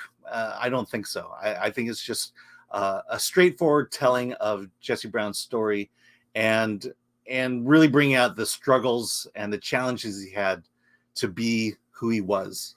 He was, the story is basically the beginning of the Korean War, and his team is the first team to go in with to the start of a new war. And so great movie. I loved it. Oh, you're muted. When I saw the trailer for Devotion, I just thought, I've seen this movie before. Yes, Top Gun. Yeah, it's not just Top Gun. It's just like that story of like, you're not going to accept me because of the color of my skin. I feel like that's the story. It wasn't that. It wasn't that. They accepted it. They accepted him, but he had to prove himself to be better than his, the rest of his team in order to feel legitimate. As a legitimate member of that team. So it's an evolution. So the movie leans into the idea that everything should be merit based. Yeah. Mm-hmm. Wow. So it's like science fiction. Yeah. I mean, in fact, he throughout the film, he refused to allow anyone to show pity on him or need to give him a step up because he was black. It was I needed to be the best. And then also this is the Korean War. One thing they mentioned was there are very few movies about the Korean War. And I think the last movie they mentioned was like 1993 or something was the last movie about that war. What would you rate it on a 1 to 10 scale? Definitely 7.5, 8. I think it does lean into the tropes of a biopic. I think that's maybe its only weakness, and I think that's an inherent weakness of that genre of film. Right. When you're just telling someone's story, so it's hard to not keep it out of the narrative range, where you do want to try to say something deeper without coming across preachy. And I think it really fights that line throughout the film. Right. Well, let's go to our comments here about everything you've just talked about, Alan. The Alex Zorba, merit-based, sounds toxic and racist. Yeah. The idea that merit is not the standard that we're using on everything will have incredible detrimental effects to this country. It's just going to. I don't want my doctor, the pilot of the aircraft that's taking me halfway across the country, I don't want them to be sitting in the seat that they're sitting in for no reason other than they performed at a high level and that we had standards. And the idea that we're lowering standards helps no one. This is a terrible idea that must be rejected whole hand. I'm not in favor of that. Yeah. Go back to merit, but you've seen that ACT scores dropped dramatically, reading and writing. Like these are things I can't, but I can't believe I'm living in a time that's like, wait, things are getting worse. How is this being allowed to continue? Mm. And where are the people speaking out about that? No one that I know, not one parent is in favor of that. Not a single parent. Do we want to lift people from the lower class, the middle class, whatever? Yes, please, always. That is a great thing. Let's do that. But the pathway to that is hard work, discipline, and merit, and education, and a good education, and things on a merit-based always. Yeah, I mean, we'll bring up Aldous Hodge. I mean, damn it, he earned that role. Oh, hell yeah. Spidey Sensei 72. Didn't they make this movie about diving in the Navy with De Niro and Cuba Gooding Jr.? Oh. Yeah. I just feel like I saw the trailer for Devotion. I'm like, I've seen this movie before, and it just, I don't know, something about it. I'll probably end up seeing it, Alan, but. Yeah. I mean, it's, like I said, in the biopic films, it's very much a biopic. I think it's on the higher end of that scale, but it does fight those tropes. Definitely. Scott, you could almost say he pulled himself up by his bootstraps. Yes. How come we don't hear that phrase enough anymore? Not the Batman. I think if more people of any race / sexual orientation felt disadvantaged when it came to their goals, they'd work harder and focus on the task to become the best in whatever field they are in. Bingo. Especially the military. The military. Do the Allen's Corner video. Well, we might. We'll see. Solomon Thornton, I want a crossover film with Allen's Corner and Eddie Murphy's Mr. Robinson's Neighborhood. Amanda Nowicki, I love the intro for Allen's Corner. My dad got to meet Mr. Rogers on the set of Mr. Rogers' Neighborhood when he was a kid. So did I. You did? You met? Wait, freaking love the Allen's Corner intro to Spaceman. You met? I've met Mr. Rogers. I met Mr. Rogers, Mr. McFeely, Lady the whole crew. It was just basically I lived in Culver City near PBS. During one of the pledge drives, my dad pledged enough money for me to get a meet and greet with Mr. Rogers, and me and about 50 other kids got to meet him. Well, I think this is a perfect time to end with.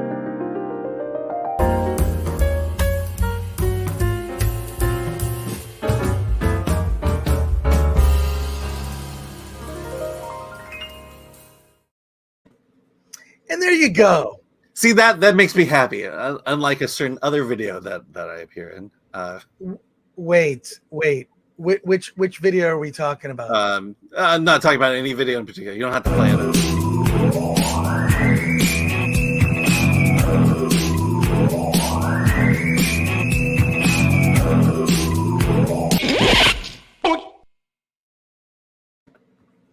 Now you're just tarnishing Mr. Rogers now. Oh my God. Oh God. I love that video. All right. So let's get into it here. I want to talk about an indie documentary that is just released now on video on demand. It played the South by Southwest Film Festival. I'm talking about the Pez Outlaw. What is the Pez Outlaw? It is the true story of a guy named Steve Glue, who was a Pez collector and he dealt in rare Pez. We're talking about Pez dispensers that sold for upwards of $900. Insanely rare Pez. So this guy, Steve Glue, and this whole story took place like in the 80s and 90s is when the story took place. So while there are photos of Steve Glue and his family from the era, nearly the entire film is a reenactment of events. And this is a crazy story. So if you're not familiar with what a Pez is, why you have to know what a Pez is. Those little dispensers that have the Pez candy, which I'm not a big fan of the candy. The Pez candy is way overrated. But it was a place to kind of hold your candy in this little thing, the head, you have everything. You know, they licensed, Star Wars, Marvel, cute animals, Disney, every kind of Pez under the sun with different color combinations. And the Pez company Pez is an overseas company in Europe that the United States has the the Pez company in the US has the license to sell Pez in the United States. And there are certain types of Pez that are manufactured, and some from overseas don't make it to the US, right? They're very particular about the US market is different than the German market, Austrian market, French market, right? Each territory kind of has its own vibe. So the United States Pez company, and the guy who's the president of Pez is called the Pesident. He is literally has his title. He has like a placard that says the Pesident. So what Steve Glue did is he bypassed Pez.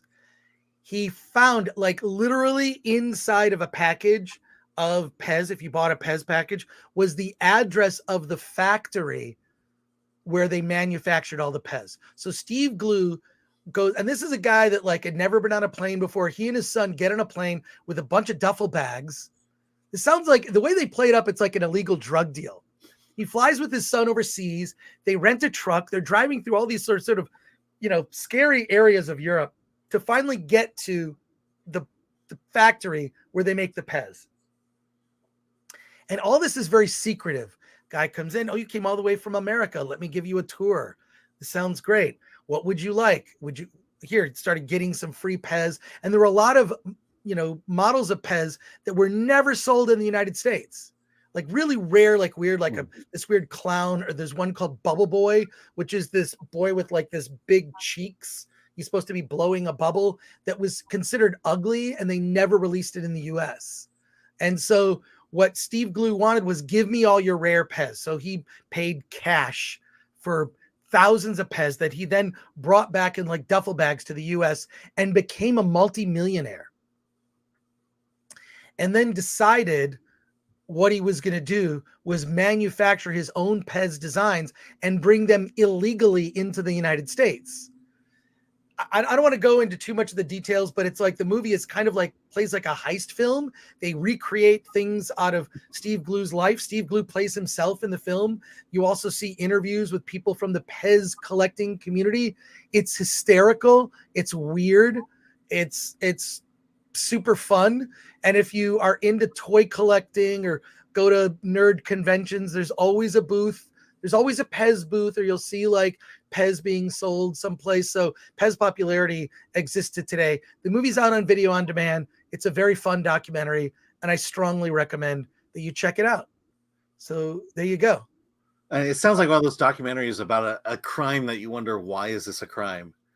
Well, a lot of it had to do with the fact that because the Pez company in the US had they go through this in the doc, like the rights to sell Pez. He didn't have the rights, but he tried to do a workaround, and I think it's kind of inspiring. It is, but it's like it's not like you're harming someone. It's not like you're ripping someone off. Well, you're taking money away from the company that legally pays for the rights to be able to have that license in the US. So look, I think the film did a good job of looking at things from all sides. Yeah. But it's also really funny because here's why it works for me, because they're talking about it like it's so serious.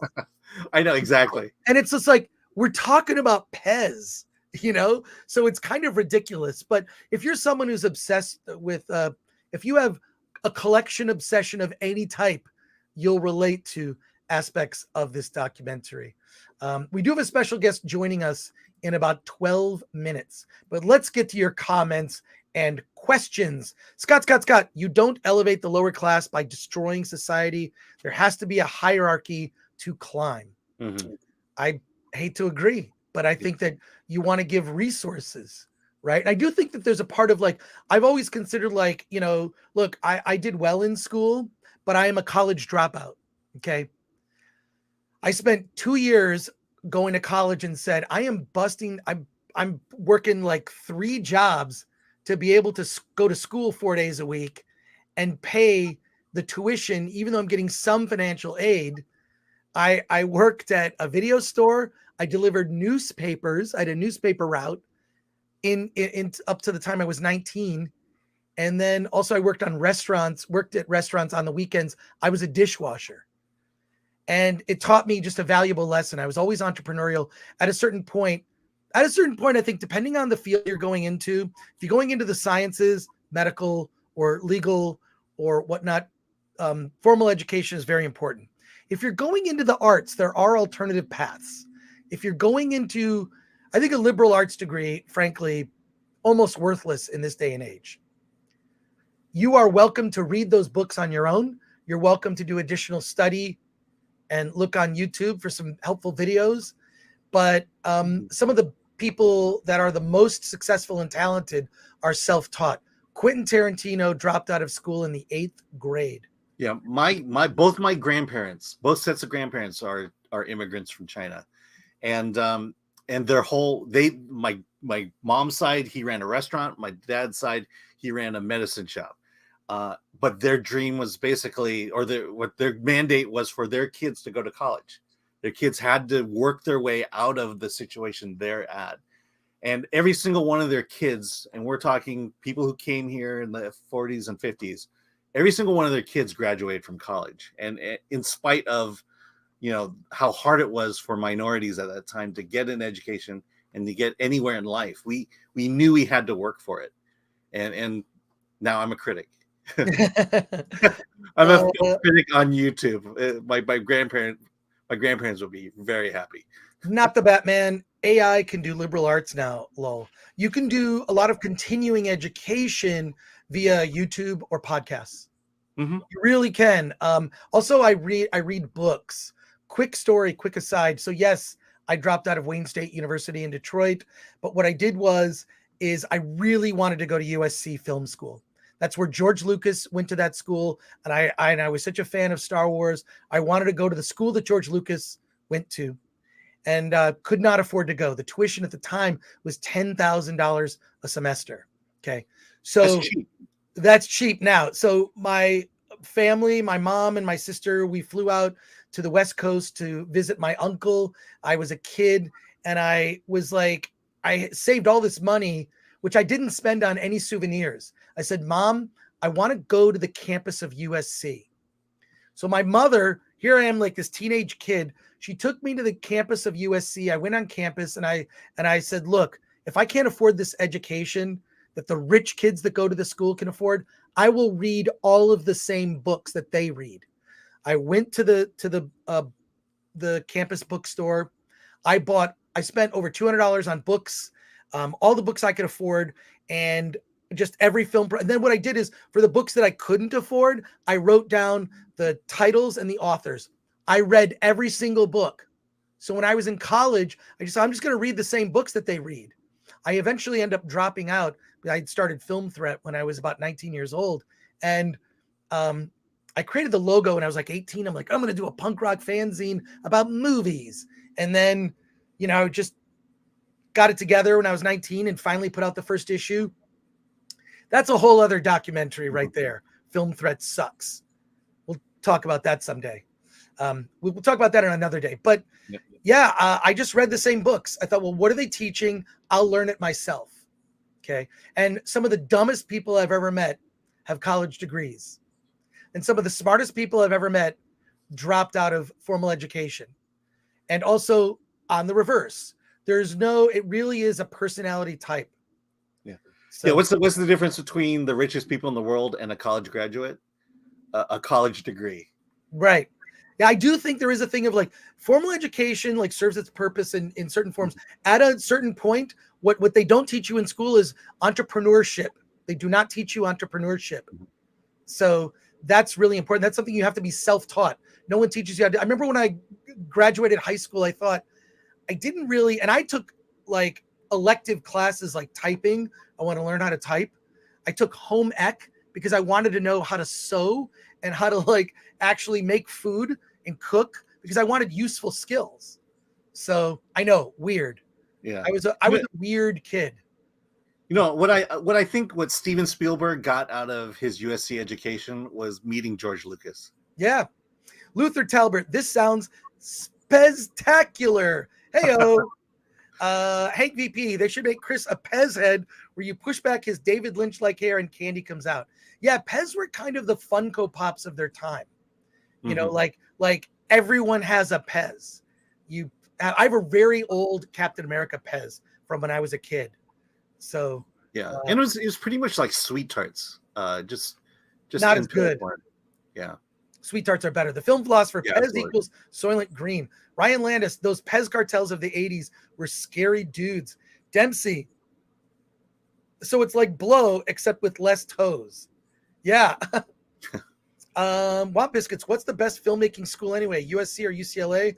Or is there another that's better than them? Make an indie film. Mhm. No, I'm serious. You could get your master's in film and spend the money to get a master's at Cal Arts or USC or UCLA. And I do think that what formal schooling is for connections. Yeah. Because your colleagues are going to go on, you're going to be involved in, you're going to meet them later, potentially.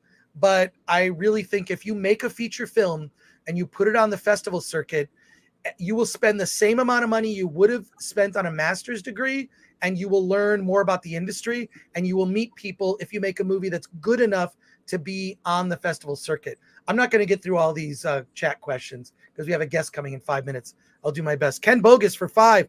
Once found a little orphan Annie Pez at a yard sale, but it for $2 sold for about 80. It was $2 and sold for 80. That's cool. Instead of Alan's Corner, Alan should do a horror segment called Alan's Coroner. Oh, you could do like a horror version of the Alan's Corner. Inquisitor Tite Bizon. I know what Tite Bizon is. I was schooled. Looked it up. Rarity brings counterfeiting. Pez dispensers are among the most counterfeited collectibles. VDR says, I never liked the Pez candy either, but loved collecting the dispensers when I was a kid. Thank you, VDR. William Joseph Dunn, Pez is Flintstones chewable vitamins without the vitamins in it. Good call. Alan Horkin, Pez, not really a thing outside the US as far as I know, aware of it as a collectible. Those Pez, okay, yeah, we got to that. All right, Yeah. let me unstar the ones we've done. Getting there. You Pez, got the Soylent Green one. Yeah. yes, Pez equals Soylent Green. Love that, film philosopher. Yeah. A lot of that education that's walled behind expensive college should be taught in high school. I think that they should do kind of what they do in the UK, where you reach a certain age, which is usually like close to junior high. You get to like junior high age, and they're like, you sort of pick a pathway. It's like you're more predisposed to this kind of profession, right? That I think is very useful. So you're predisposed. You should go in this direction, a trade, whatnot.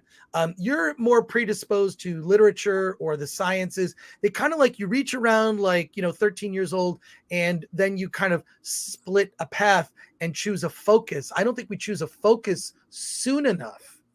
So there you go. Alan Horkin. Chris got a better education than most college students by actually reading the books. That was the thing that this was the thing that made me drop out of college. One, I was struggling. I was working 3 jobs, paying rent because I had like this little apartment in downtown Detroit. I actually lived in the maid's quarters of a mansion. There was this downtown Detroit mansion that was broken up into like apartments, and I lived in the very top. The walls in my place were kind of like sideways. It's like because the roof was there and it was really small, and it was like $300 a month. But it was my first place. When you get your first place and it's yours, it doesn't even matter. It's like, this is my refrigerator. This is my patio. This is where I barbecue. This is where I can make food. That was a time where people go out to eat way too often today. I feel like I really like a friend of mine's kids. It's like, why are you spending $30 to have DoorDash bring you Starbucks? Learn to cook. Learn to make a meal. I swear, when I was single and I would make a lady breakfast, it was like I performed a magic trick because I made toad in the hole with bacon. I'm just a guy that, I can cook breakfast. Cooking is an art. Baking is a science. But yeah, San Francisco State has a very good film school, says Scott Slaughterbeck. Yes, David E. Williams, who was one of the early guys that was at Film Threat, went to San Francisco State. Beanie Babies before Beanie Babies, says Brock Samsonite. Oh yeah, you know what? A friend of mine, her mother was given all these original Beanie Babies, and then asked me to help her sell them on eBay. All of them phonies. All of them counterfeit. Every single one. Yeah, well, we have our special guest joining us any minute now. I'm very excited. Solomon Thornton, there are 6 sources that I use to learn filmmaking: Studio Binder, Film Courage, Masterclass, Film Threat, Great Movies, and my professor that helped me. There are just so many resources now on YouTube. There's so many books available.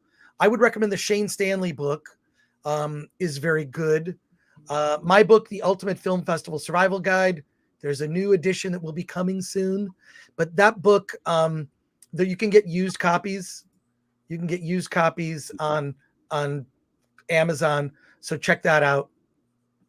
But yeah, we're gonna switch gears here because we have our special guest coming any minute now. I'm very excited. And I am going to get the pronunciation of that name. I promise you, I will get that. But some other comments here.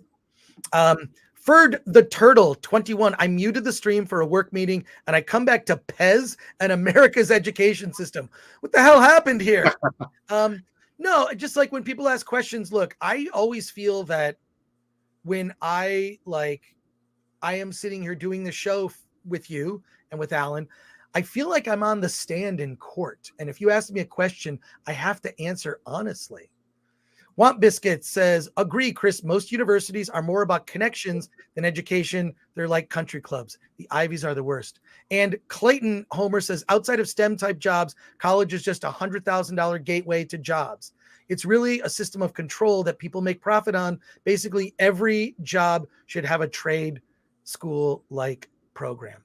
Absolutely. I agree. Well, let's get into it here. This is a horror film that needs to be on your radar. It is out today on digital. Is it out on DVD? It's in theaters and in digital. It's in theaters, on demand, on digital. It's here today.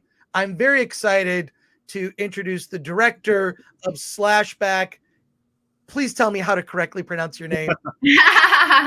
Innuksuk.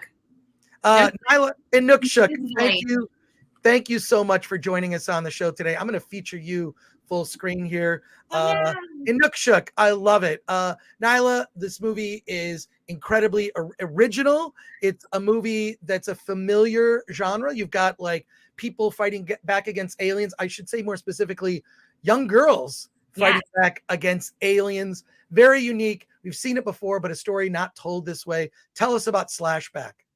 Yeah, it's this weird little horror coming of age action adventure movie about a group of teenage girls from this really remote Arctic community as they take on an alien invasion. And the aliens, you just get, I do recommend check out the trailer. The trailer is in the link in the description for this video. And it is, I like that you showed just enough. Just enough. What went into the design of the aliens? Did you use a mix of practical effects and CGI? How did you achieve the look of the aliens? Yeah, figuring out how to portray the aliens was this really kind of fun puzzle that I figured out with, I mean, making movies is so collaborative. So it's like along the way, it was different conversations and figuring it out. I myself love practical effects. And this movie obviously kind of gave a little bit of a nod in some ways to the movie The Thing. And I loved the practical effects in classic horror movies like that. And so, but at first, trying to figure out what the creatures what form they would take, my co-writer and I, Ryan Cavan, spent a lot of time just like figuring out how to make these creatures cool and how they would be, and we kind of landed on these creatures that take over the form of that are made out of tentacles, and they take over the bodies of animals and wear their skins as disguises. And so then once we figured that out, then we had to figure out how we show that visually and how the creatures would move. And there was this amazing contortionist that I got to work with, Troy James, who can do the craziest things with his body. So we got to work with these skin suits. We had actors that get turned into aliens, these suits made of their skins that are contortionist, and then also a stunt double, a Filio, would just wear. They would like put them over their head, and then they'd have gloves and stuff as well. That would be to kind of like give them the skin suit. And then Troy could do the craziest things with his body. So he could like bend over backwards, and he's double jointed and everything. So that was really fun. And then we kind of matched those kinds of movements with CG creatures. And we had this big polar bear suit made for Troy that could only work with him wearing it. He's like upside down and backwards walking like this. It's uncomfortable for anyone. I think it's actually it doesn't feel that weird for him, but wearing the suit was uncomfortable for sure. And running down a hill in that suit for over the course of a day was probably torture. And I thought that it looked really, really cool, but it also looked so weird. And so we ended up just kind of matching it with CG and really kind of using that as inspiration for the CG version of the bear. We've got like 300 people watching us live right now, and we have questions from our audience. You mind taking some questions? You sure? Cool. I know we've got another filmmaker coming out at the top of the hour, so we're limited on time, but really good. X McDouche X says, "Into it, people battling aliens. Consider me sold." So, Dude B asks, first question for Nyla: what is the orange bee thing in the picture? Has to be asked. Oh, yeah, thanks. This is an artist, Innuksuk. She's from the community of Cape Dorset. And Inuit kind of notoriously, amongst us anyway, we hate bugs and stuff like that. I love that Samayu uses, is inspired by these kind of creepy, crawly creatures. I've also got one of her, it's like this housefly, but like huge and graphic. And it was like once I made Slashback, it was one of I kind of always been thinking, oh, one day I'll be able to buy a piece of Samayu's artwork. And so some people think they're crazy, but I love them. So thank you. The film philosopher asked, Nyla, where was this filmed? Oh, thank you so much for asking. This is filmed in the community of Pang, and which is this really kind of remote community way up in the Arctic. And we filmed it in the summertime when there's 24-hour sunlight. I myself am from this, also a very similar community, these of about 1,500 people. My home community is so beautiful also, but it's very flat, and it's essentially an island. Pang is nestled in the middle of these crazy mountains, these gigantic fjords carved by glaciers. So it just looks unlike anywhere else in the Arctic. And I made a documentary there when I was in my early 20s and kind of fell in love with this place. And my nephews, who are 5 and 7, are from Pang, and they love aliens and all that stuff. So cool. Greasy Vop asks, any movies used as inspiration?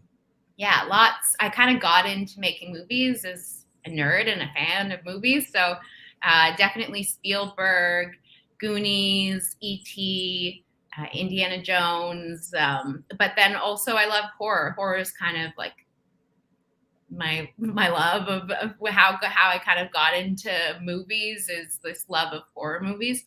And so different kinds of like Ed Gein, who of course inspired Leatherface and also Psycho.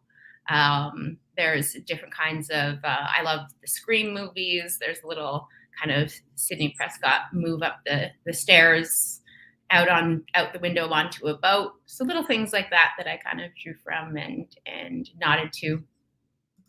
D Rizzo says, I just put it on my Amazon watch list. I will watch it today. Slashback, Amazon Prime.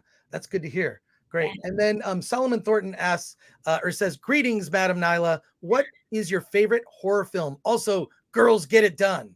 Totally. These girls are so tough and so sweet. They're, and Tessiana in particular is much sweeter than the character of Micah. Favorite horror movie? I mean, I just love The Shining, Psycho, which I just kind of mentioned was a movie that I loved growing up, and the Scream movies I loved. Kind of more contemporary movies. It Follows was something I loved, and obviously Get Out, and sorry, I'm naming a lot, but that's kind of an impossible question, unfair question.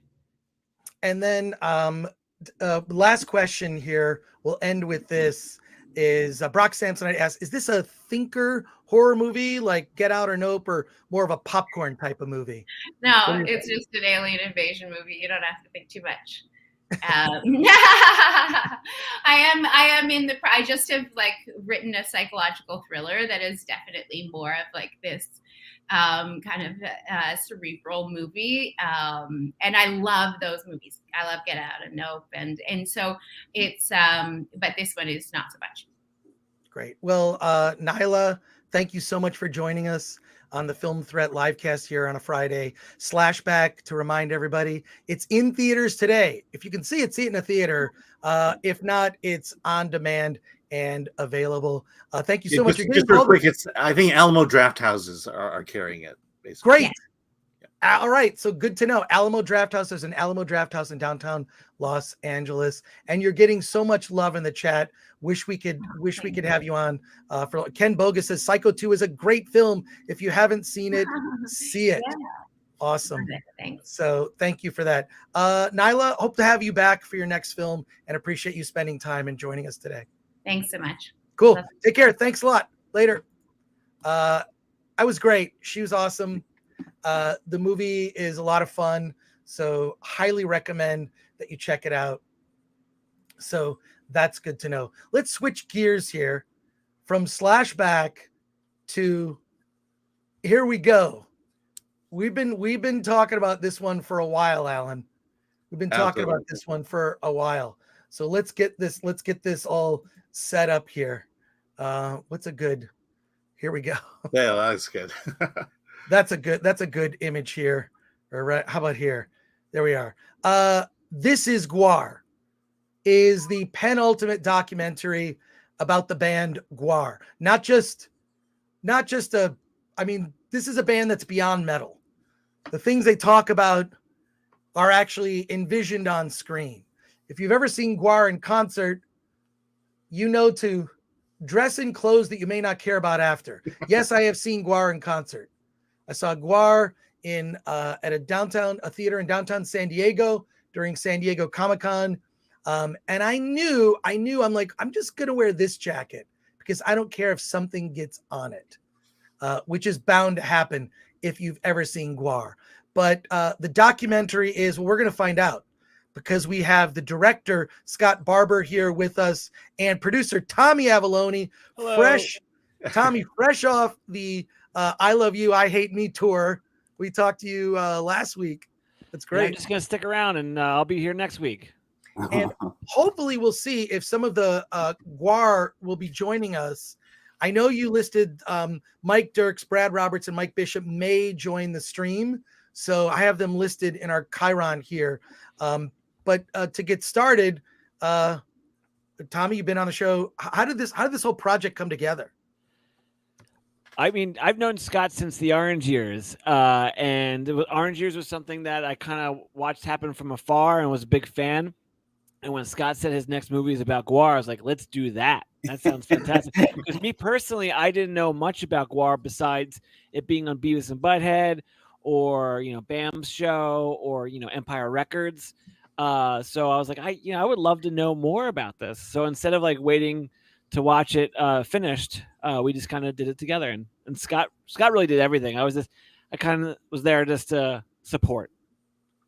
I'm playing a little magical chairs with this. And Scott, I realize I've interviewed you before, right? Yeah. Me and Adam were on for the Orange Years, which is the Nickelodeon documentary. That documentary is so good, goes into so much depth, and gave me such a newfound appreciation. I mean, Nickelodeon was huge. I mean, that was huge. I mean, my kids watch Nickelodeon, but it was like one of the few. I couldn't watch Disney Channel. I just thought that, I don't know, just didn't appeal to me. Yeah. Nickelodeon, there was something about the attitude and the way that kids were respected. If you've not I know we're going to talk about your Gwar documentary, but just to give a plug for Orange Years, which I know is out on VOD, right? It's on Hulu as well. Oh, it's on Hulu. So that doc, what I really loved was learning what the philosophy was of the executives of like, this is how we're going to treat children. And it was like, we're going to talk to kids at a kid level. And it kind of like just, and look, I'm an adult, I'm watching Nick, right? And then there was that Nick at Night. It's such a groundbreaking thing for its time. Before we talk about Gwar, just a little bit about the Orange Years. Yeah, and it's funny because people are like Nickelodeon and then Gwar, like what's the thing? And besides getting slime, slime, yeah. So a lot of the promos for Nickelodeon, I've got green slime, and then for Gwar, it's like red, blue, and green. But Nickelodeon. What made me and Adam really want to do that was it did have a Nickelodeon back in the day had a very punk rock ethos. Like it was very much screw what's going on in the mainstream. We're going to do this our own way. And everybody told them no. It was led by a wonderful lady named Geraldine Laybourne, who, was behind the scenes. So a lot of people don't necessarily know her name or her face. And we want to get that out there because she was a teacher and a female, back in, this is the late 70s, early 80s. And everyone was like, that's not going to work. This cable thing is a fad. That's not, people are only going to watch, NBC, ABC, CBS. And, they proved them wrong. And there's all these amazing shows, Pete and Pete, Are You Afraid of the Dark, that they hold up to this very day. Let's now you pivot. The connection is slime. Yeah. Or blood, gore, green slime. Something. Liquid. Yeah. I mean, between me and Scott, we pretty much have children's programming covered. I did the Barney doc. He's got Nickelodeon. We're good. Exactly. There you go. And Tommy's too. It's people in costumes, people in monsterish type costumes. Yeah. I was actually going to change my Barney background to the T-Rex I have painted purple, just for Gwar, but I didn't have enough time. Now, so we have a lot of questions in the chat, and we'll get to the chat questions. But what led you down the pathway to pivot from Orange Years to Gwar? Yeah, I mean, I was just thinking of what to do next, and I always kind of keep a Google Doc of what would make a cool documentary. And sometimes just something pops into my head, and then I do a little more research to see if it warrants a documentary, if there's actually a story there. And with Gwar, I was like, oh my God, these guys' story basically is a movie. Like if I got to do that doc, all I would have to do is just not mess it up. So randomly at the time, my friend Rocky Moon, who is in a great band called American Sharks, everyone should check them out. They opened up for Gwar. So I was like, oh, this is perfect. I want to do a Gwar documentary. He got really close to them. And so I was like, pitch me to them, and he did. And I had a couple of talks with them, and they were a little shy at first because, as you can imagine, a bunch of people have approached them over the years to do projects and kind of want them to do all the work. The way they put it is people would point a camera at them and go, okay, be crazy, and would want them to do everything. And so eventually I won them over, and I'm really glad that we got to work together on the documentary. One thing that amazes me about the documentary is just the amount of footage you have. I mean, yes. The footage goes all the way back to the beginnings in 1985. Was that, I mean, who got this? Was it easy to get? And could you have made the movie without this footage? I think that the movie would have been very different, and when you do a documentary, you kind of have your story, at least the way I do it, you have your story, but then you have to let it go wherever it wants to go. And we had all these crazy ideas, editing. How are we going to do it? Mixture of cinema verite with interviews, and are we going to move backwards in time? And as we did the interviews, we kind of realized the movie is just letting these guys talk. We don't need to be fancy in the editing. The way I kind of liken it to Michael Anthony in Van Halen. Everyone goes, all he does is just go do do do do do do. But you got to have that so that the Van Halen brothers can do their crazy stuff. If everybody's going crazy, it's going to be lame, So when we found the interviews, and then once we found all that archival, we're like, that's the movie. Nothing is going to be better than just showing this amazing archival footage with these guys just bearing their soul. These people that have lived an unreal life, being so vulnerable and candid, and not what you would expect. They're not the people you would expect behind that mask, but I got to give props. That's all Bob Gorman. He is Bone Snapper, and he's been in Gwar since like 1985, 86. And he kind of considers them the historian. And he's just collected every flyer of every Gwar show, and because they are a multimedia project, they make movies, they make comics, they make all this stuff. They were filming nonstop. So we found like, oh my God, everything that they say, there's a video to show that story. So yeah, to get to sit at the Gwar headquarters and just go through boxes and boxes of VHS and transferring them all was a dream come true. You know, I'm an 80s kid. I love VHS. I love all those old forms of some of their stuff was even on beta. Just getting to transfer it over was a dream come true. Let's go. We got so many comments and questions. It's kind of out of control. I'll get to as many as I can. But Dempsey says, I hope you know this means Gwar. Dude B says, R.I.P. Brocky. The film philosopher says Gwar turns it up to 11. True. Speaking of Brocky, I mean, the film is pretty much, I think it's the skeleton of the film is Dave Brocky himself as Odorous. Can you talk a little bit about him? Yeah, I mean, he's a force of nature, you know, like that's kind of the way that from talking with the Gwar people, because we never met him, you know, he passed years before we started this. Yeah, I mean, he's a force of nature, and you take that, the good and the bad with that. You know, he's one of the, I mean, to put it bluntly, he's one of the greatest frontmen that have ever lived. There's very few people in this world that have a brain and the charisma that he had, you know, and he had an element of danger to him. That's what Casey Orr says in there, an element of danger to him all the time. You never know what's going to happen, good and bad with that, more good than bad. But, you know, and we really paint the whole documentary. You hear different stories from different people's point of view, you know, and we wanted to kind of leave it up to the viewer. What do you believe, you know? And so that was one thing you hear, you know, there's a lot of infighting in the documentary because both Gwar and we wanted it to feel real and not like a Gwar commercial. Basically, I hope everyone walks away from the documentary going, damn, Gwar's fucking awesome. They're even cooler than I thought they were, but we knew it had to feel real. Mm-hmm. But Dave not being alive, we had to I was very nervous the whole time of like, how do we make sure his side gets told, even though we're not here? So we just made sure anytime something about Brocky that could be taken at all negatively, we had to balance it out with two things that were good. I mean, that's the beautiful thing with archival footage is like, you know, these people can stay alive and be present in the documentary, even though they passed away. Just a heads up, the band did say that one of their trailers broke down this morning, so they're hoping to come in soon. Cool. Well, let's get to some more questions and comments here. True Citizen Zero said, we went to Denny's after the Gwar show. We got a lot of chairs. And then it's Greasy Vop, who's a member, says, I saw Gwar in 98 and they did some crazy things that would get them canceled nowadays. Did you have to censor their edginess? You know, we really didn't. And that was one thing that we struggled with because we didn't want to get them canceled, you know, because they kind of operate in their sphere. And now we're hopefully introducing them to new people. And we didn't want it to be recontextualized. And the way that we kind of frame it in the documentary and we frame it in press is that, yes, they do edgy, weird, bad, offensive things, but it's more like, I would say like Cartman from South Park or Michael Scott from The Office. So they're saying that this stuff is bad. They're not saying that the stuff that they're doing is cool. You know, you're supposed to look at Cartman.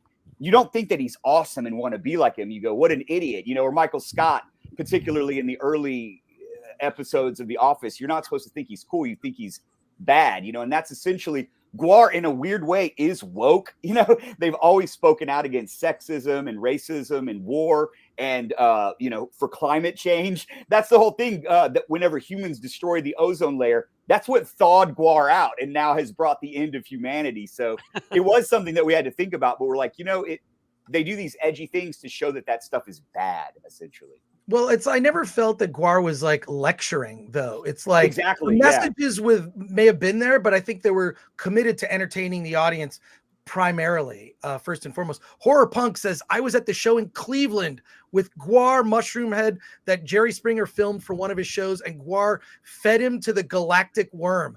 One of the funniest shows I ever went to, which is awesome. Brian Landis says, I have to imagine that some of your camera equipment got stained from filming Gwar. Is that true? Yeah. And I actually, I have a tripod. I had a silver tripod that I use that has blood all over it. And I'm not going to like, it's just a souvenir. I'm not ever going to wash it. I keep it in my office. Just here's the bloody tripod. But surprisingly, you know, I used a lot of the small cameras, the Sony mirrorless cameras and DSLRs to get right up front. And all I did was I put a bag over it, like a plastic bag, and they still work. So they lived. Let's see. I think right from the trailer, Michael Bishop is here. Hey, Hey, what's going on? Oh, and we got, if you guys are in the same space, it might not work. We'll get some feedback on the audio. So let me let's see if we can Michael, we have you here. You can also share the camera if you want. Yeah, you guys could share the camera if you're in the same area. Otherwise you'll get feedback. But good to see you, sir. What are your thoughts now that the Gwar documentary is out and available for all to see? How do you feel about this? I love it. I mean, I'm really happy that this thing came out. I mean, it's exactly what the band needed, and it's what we always wanted from a documentary. It tells the story, what to me has always been the most interesting story of Gwar, is the story of how it is this unique thing that is about art and music and commitment to one another, and that's the narrative that Scott put on film, and it's we're just really lucky that that we got him to do it, because we were approached by a number of times about doing a documentary. Everybody usually wanted to tell the story about I don't know, just either make the band look sort of really weird, or or just we definitely didn't want something to be sort of just the story of Dave Brockie, or just the story of a kind of a hagiography that didn't have any sort of critical look at the band. And that's not what Scott did. He did really the best thing that a person can do when they're a documentarian, which is he looked at it, he found a narrative that told us, that told the story that reflects on the band, and made a great film.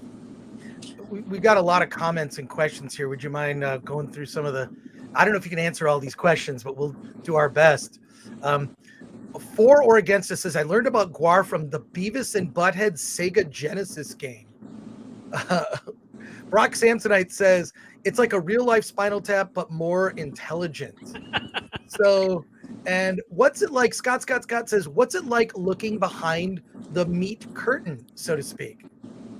Jeez. How do you answer that question? Behind the meat curtain, what's there? Well, it's just a black hole. Brock Samsonite goes on as, please tell me you cover the costume creations and backstories. Is that a part of the doc?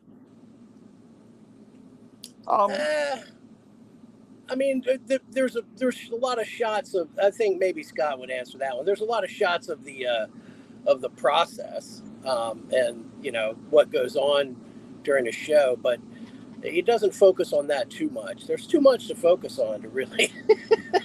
I can't believe it got made at all. There's so much to focus on. Yeah. Any comments on that, Scott or Tommy? There is some stuff about that, and that was one thing. I mean, I really wish this could be a series, but as we were doing it, we're like, these folks' story is the human side is the draw. This is what's going to be. Would it be cool to see how the ball sack, the jaws of death boots work? Yes, that's really cool. It's like magic, but it's way more interesting to hear this insane story of the lives that these people have lived, and to get to know them and fall in love with them, each character. So yeah, I guess I would echo Bishop. Yeah, a little bit.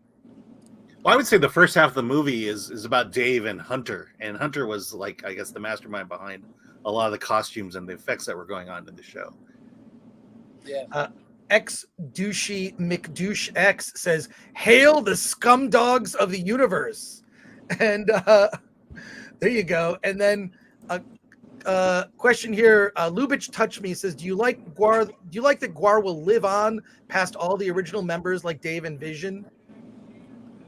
I actually don't.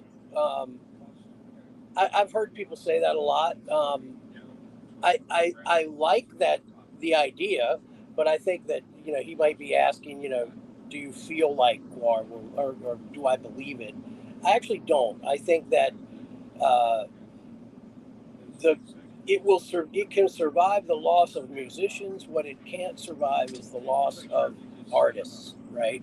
Because those guys are really hard to replace, and Ultimately, I think that the Bob Gorman, Matt McGuire, when those guys stop wanting to do this, I don't know that it'll continue on, just because it's really hard to replace them. I mean, we keep trying to get new artists to come in, but one of the things that this story is about is that commitment to one another, right? That's the thing that you can't replace. You can get people who can make stuff, but you can't replace that sort of willingness to sacrifice and commitment to one another to do this thing. That's what's hard to find.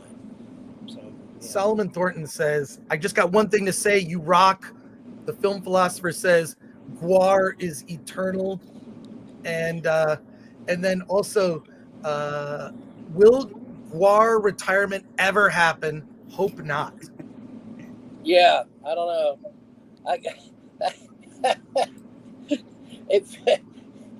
I can't see myself being Mick Jagger's age and strutting around in the blowtorch costume, but I hope so. I mean. Another question here: whose job is it to clean the masks and costumes? Asks Ryan Landis. That's the poor suck slave. I don't know. I mean, hey Chris, I just want to add too, like the movie right now is on Shudder, but what's great about the DVD release coming out in a couple days is there's all these extra special features and extra stories that didn't make it into the movie. Scott, I actually forget, what are the other things that are in the DVD? Yeah, thanks for bringing that up, because one of them is behind the scenes at a Gwar concert, where we follow Bob and Matt as well as the musicians around to show how they set everything up, and you do get to see how some of the stuff is made. They kind of walk through that. And then there's also just extended interviews that didn't make it in there, or longer interviews. And then, I mean, the real thing that people are really going to want to see is it's an interview with Dave that's never been out there before, and it's incredible. And also extended Ethan Umbre about Empire Records, yeah. A comment God here. bless physical media. Yes, I'm a big fan of Blu-ray. I've produced a bunch of them and working on my own film right now. Like, that to me is like, it's not just the movie, it's the experience, right? Ryan Landis says, here's my future Gwar pitch: full-length animated movie. Well, full-length movie, yes. I don't know about animated. Animated would be great, but and it would allow us to do some of the crazier stuff that we, maybe. And we've always been a huge fan of like heavy metal movies and all those. I mean, maybe sort of a combination would be good. Well, when you see like Metalocalypse, I don't know if you ever heard of the show Metalocalypse. I feel Metalocalypse was inspired by Gwar. Am I wrong? Way. Yeah. Quite a bit. I mean, I know John Schnepp, one of the directors, and he designed the characters for Metalocalypse, and it had like a Gwar vibe. Jizmak is joining us right underneath you, Michael. That's the name you chose. How's it going? Well, we're breaking the fourth wall here and talking about our documentary. It's going pretty good. We're loading into a venue now in Cincinnati, so I figured they could actually see the human face behind Jizmak. So I typed in Jizmak. That's awesome. And let's do it. Great. True Citizen Zero, who's seen the doc, says the animations in the doc were really good too, especially the shooting story. So, yeah. I agree. That was something, like you had mentioned before, all of the, we had so much amazing B-roll from the archival footage to help show what these guys were talking about. But there are certain things like, Pete getting shot, there's no footage of it, but you need to see it. So we were like, how do we do that? But how do we also do it and not feel like we're cheating? What's a style of animation that would work with Gwar and feel like it was not just a crutch? And so we went, with that kind of old Jack Kirby style comic book. So you have a show tonight? Yeah. Oh, sweet. Oh my Out gosh. on Black Death Rager Tour. We're out here doing it until November 3rd. And the film What's your favorite city to play? No. Venue or city? City. That's a tough one. We have definitely markets overseas and here in America that are really, really good. The fans are crazy and the shows are always packed. But, doing it this long, for me now, it's the new city where we haven't played. Usually is the one because it's something new, and we get to bring Gwar to people who haven't seen it before. That's really the most exciting. Are the shows more toned down now than they were in the late 80s, I should say? Oh, absolutely not.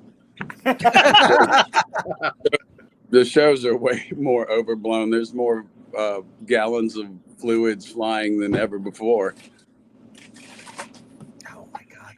The film philosopher asks, question: what's the origin of Gwar and the philosophy behind them? I think the doc answers that question. You really need to see the doc. And the Blu-ray, did you say it's out today, Tommy, or in a couple days? October 25th, right, Scott? Yep. Yeah. Okay. And it's on Shudder and AMC Plus. Yeah, Shudder and AMC Plus already. And then, the DVD and all the TVOD, like the iTunes, Amazon, all that is October 25th. And then nice. 4 more days. 4 more days. I just what can we expect on the Blu-ray? Because I know we can see it on Shudder.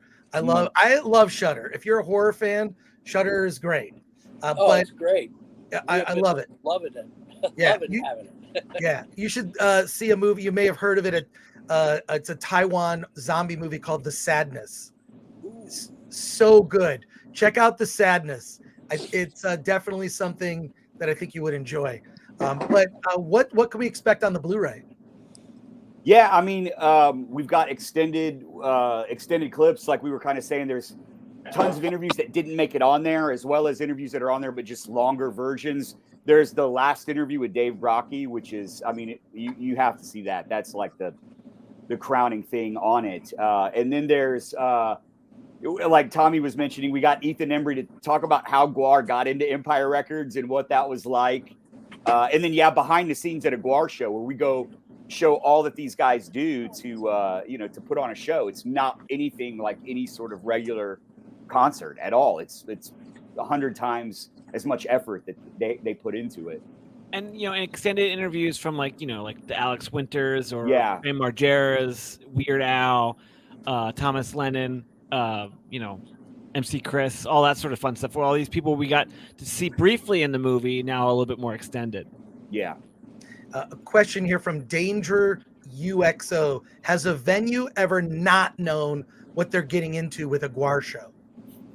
Absolutely. I mean, I always remember the time we played a church in Wales on the first, the first time we went to England, and it was one of the few gigs that didn't get canceled because it was in Wales, and this British member of Parliament had been sort of going around like yanking everybody's licenses that was going to let us play.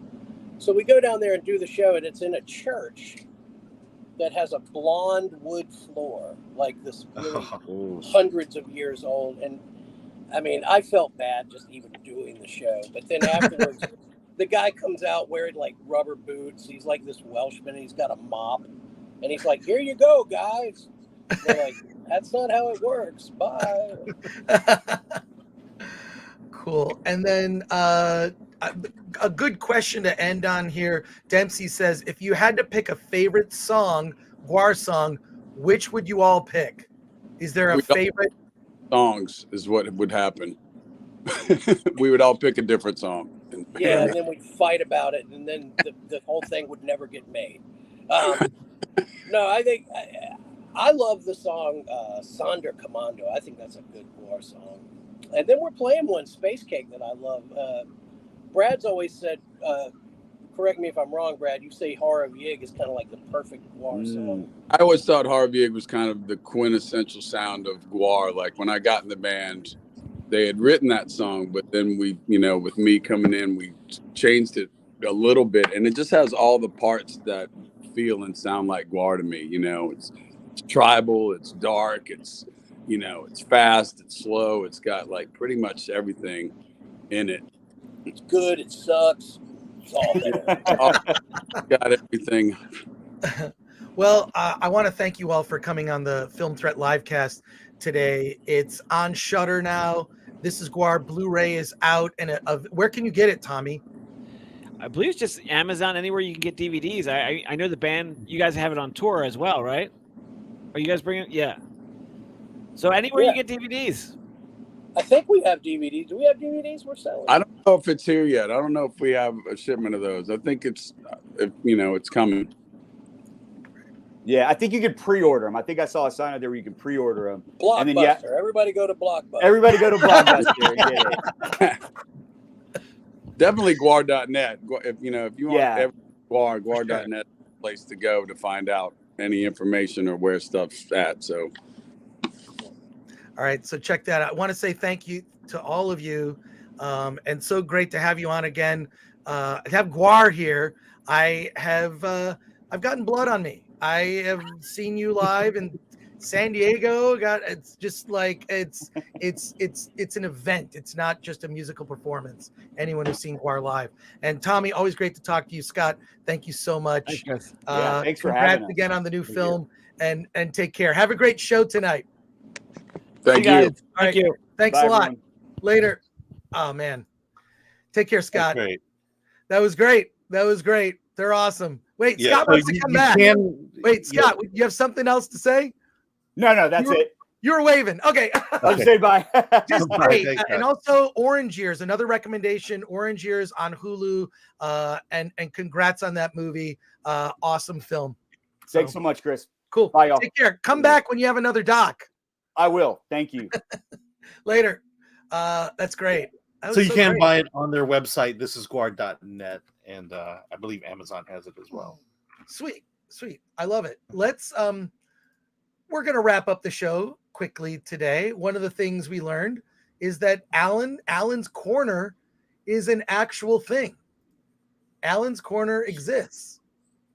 So you can I don't know. I like the idea. You gonna play it or What, you want me to play it? I'm Yeah. I'm not gonna play it.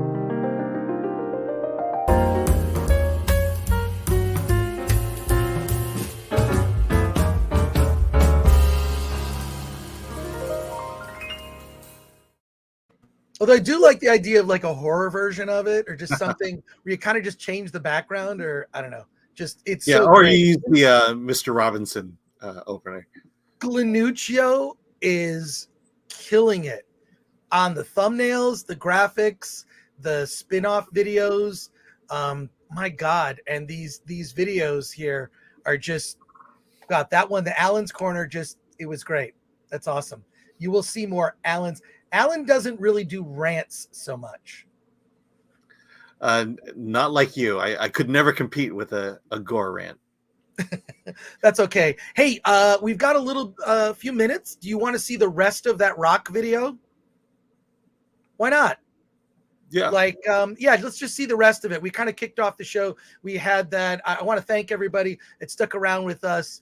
250 people watching us live. Our live streams are getting more and more views, and the spin-off videos are getting views. If you just want to watch a review of a particular movie or a rant, there's some shorts with a bunch of rants.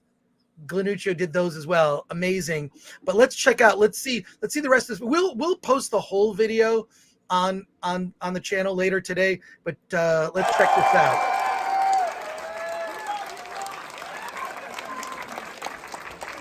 I love you too.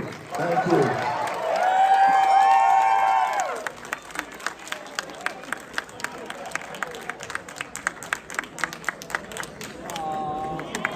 So The Rock was about to leave, and he ran into a guy from way back the wrestling days that he remembered. And I just think it's just so telling about him that, well, you'll just see the rest of it. Yeah. But yeah, this it really set the tone for the film last night.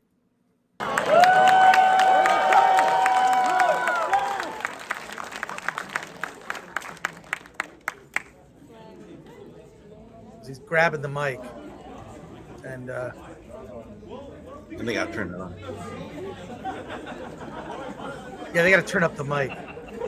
Well, the microphone doesn't work, so I just want to say, so here, you want to get a picture? Okay, here. So I'm going to get a picture here really quickly. Let me take this. Come here, Mike. Let me give you this. Here we go. Come on, Tori, get in here. All right. He's doing a getting in this selfie. selfie then. Here we go. Look at that. Let's do this right. Here we go. 1, 2, 3. Black Adam! There we go. So this guy's name, this is Mark Dupre. This is Tori Dupre. These are friends of mine, longtime friends of mine. And why I want to acknowledge Mark is when I first started in Hollywood 20-something years ago, I made a movie called The Scorpion King. I came out of the wild and crazy world as a WWE, dropping people's elbows on poles. But what you smell what if you smell, that never goes away.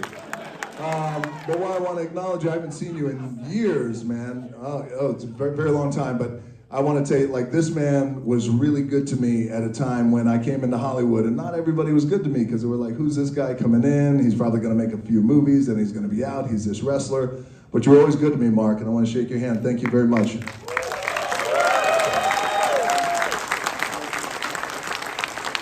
All right, guys, enjoy the movie.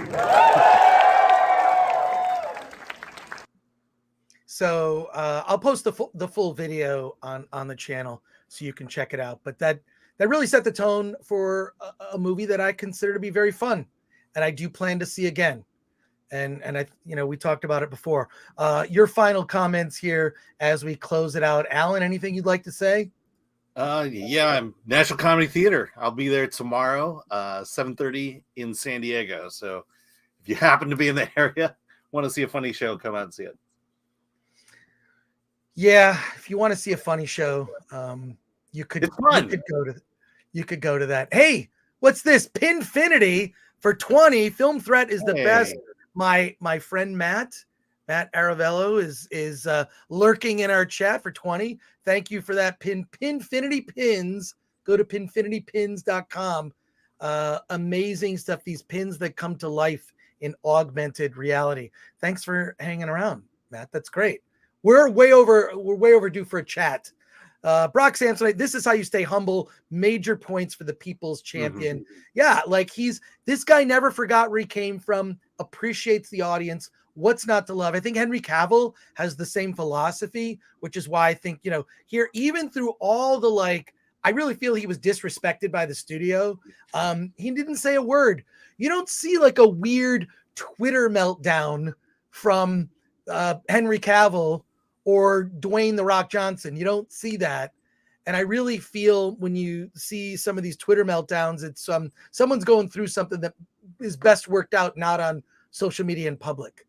So there you go. Sean Condon for 5. Thank you for that. Alan's the hero we need but don't deserve.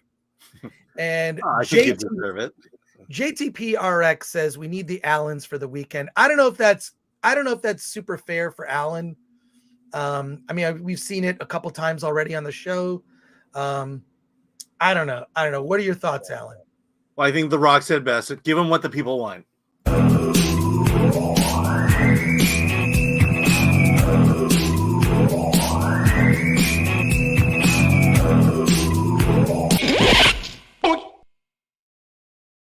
I don't think the people exactly want that, but...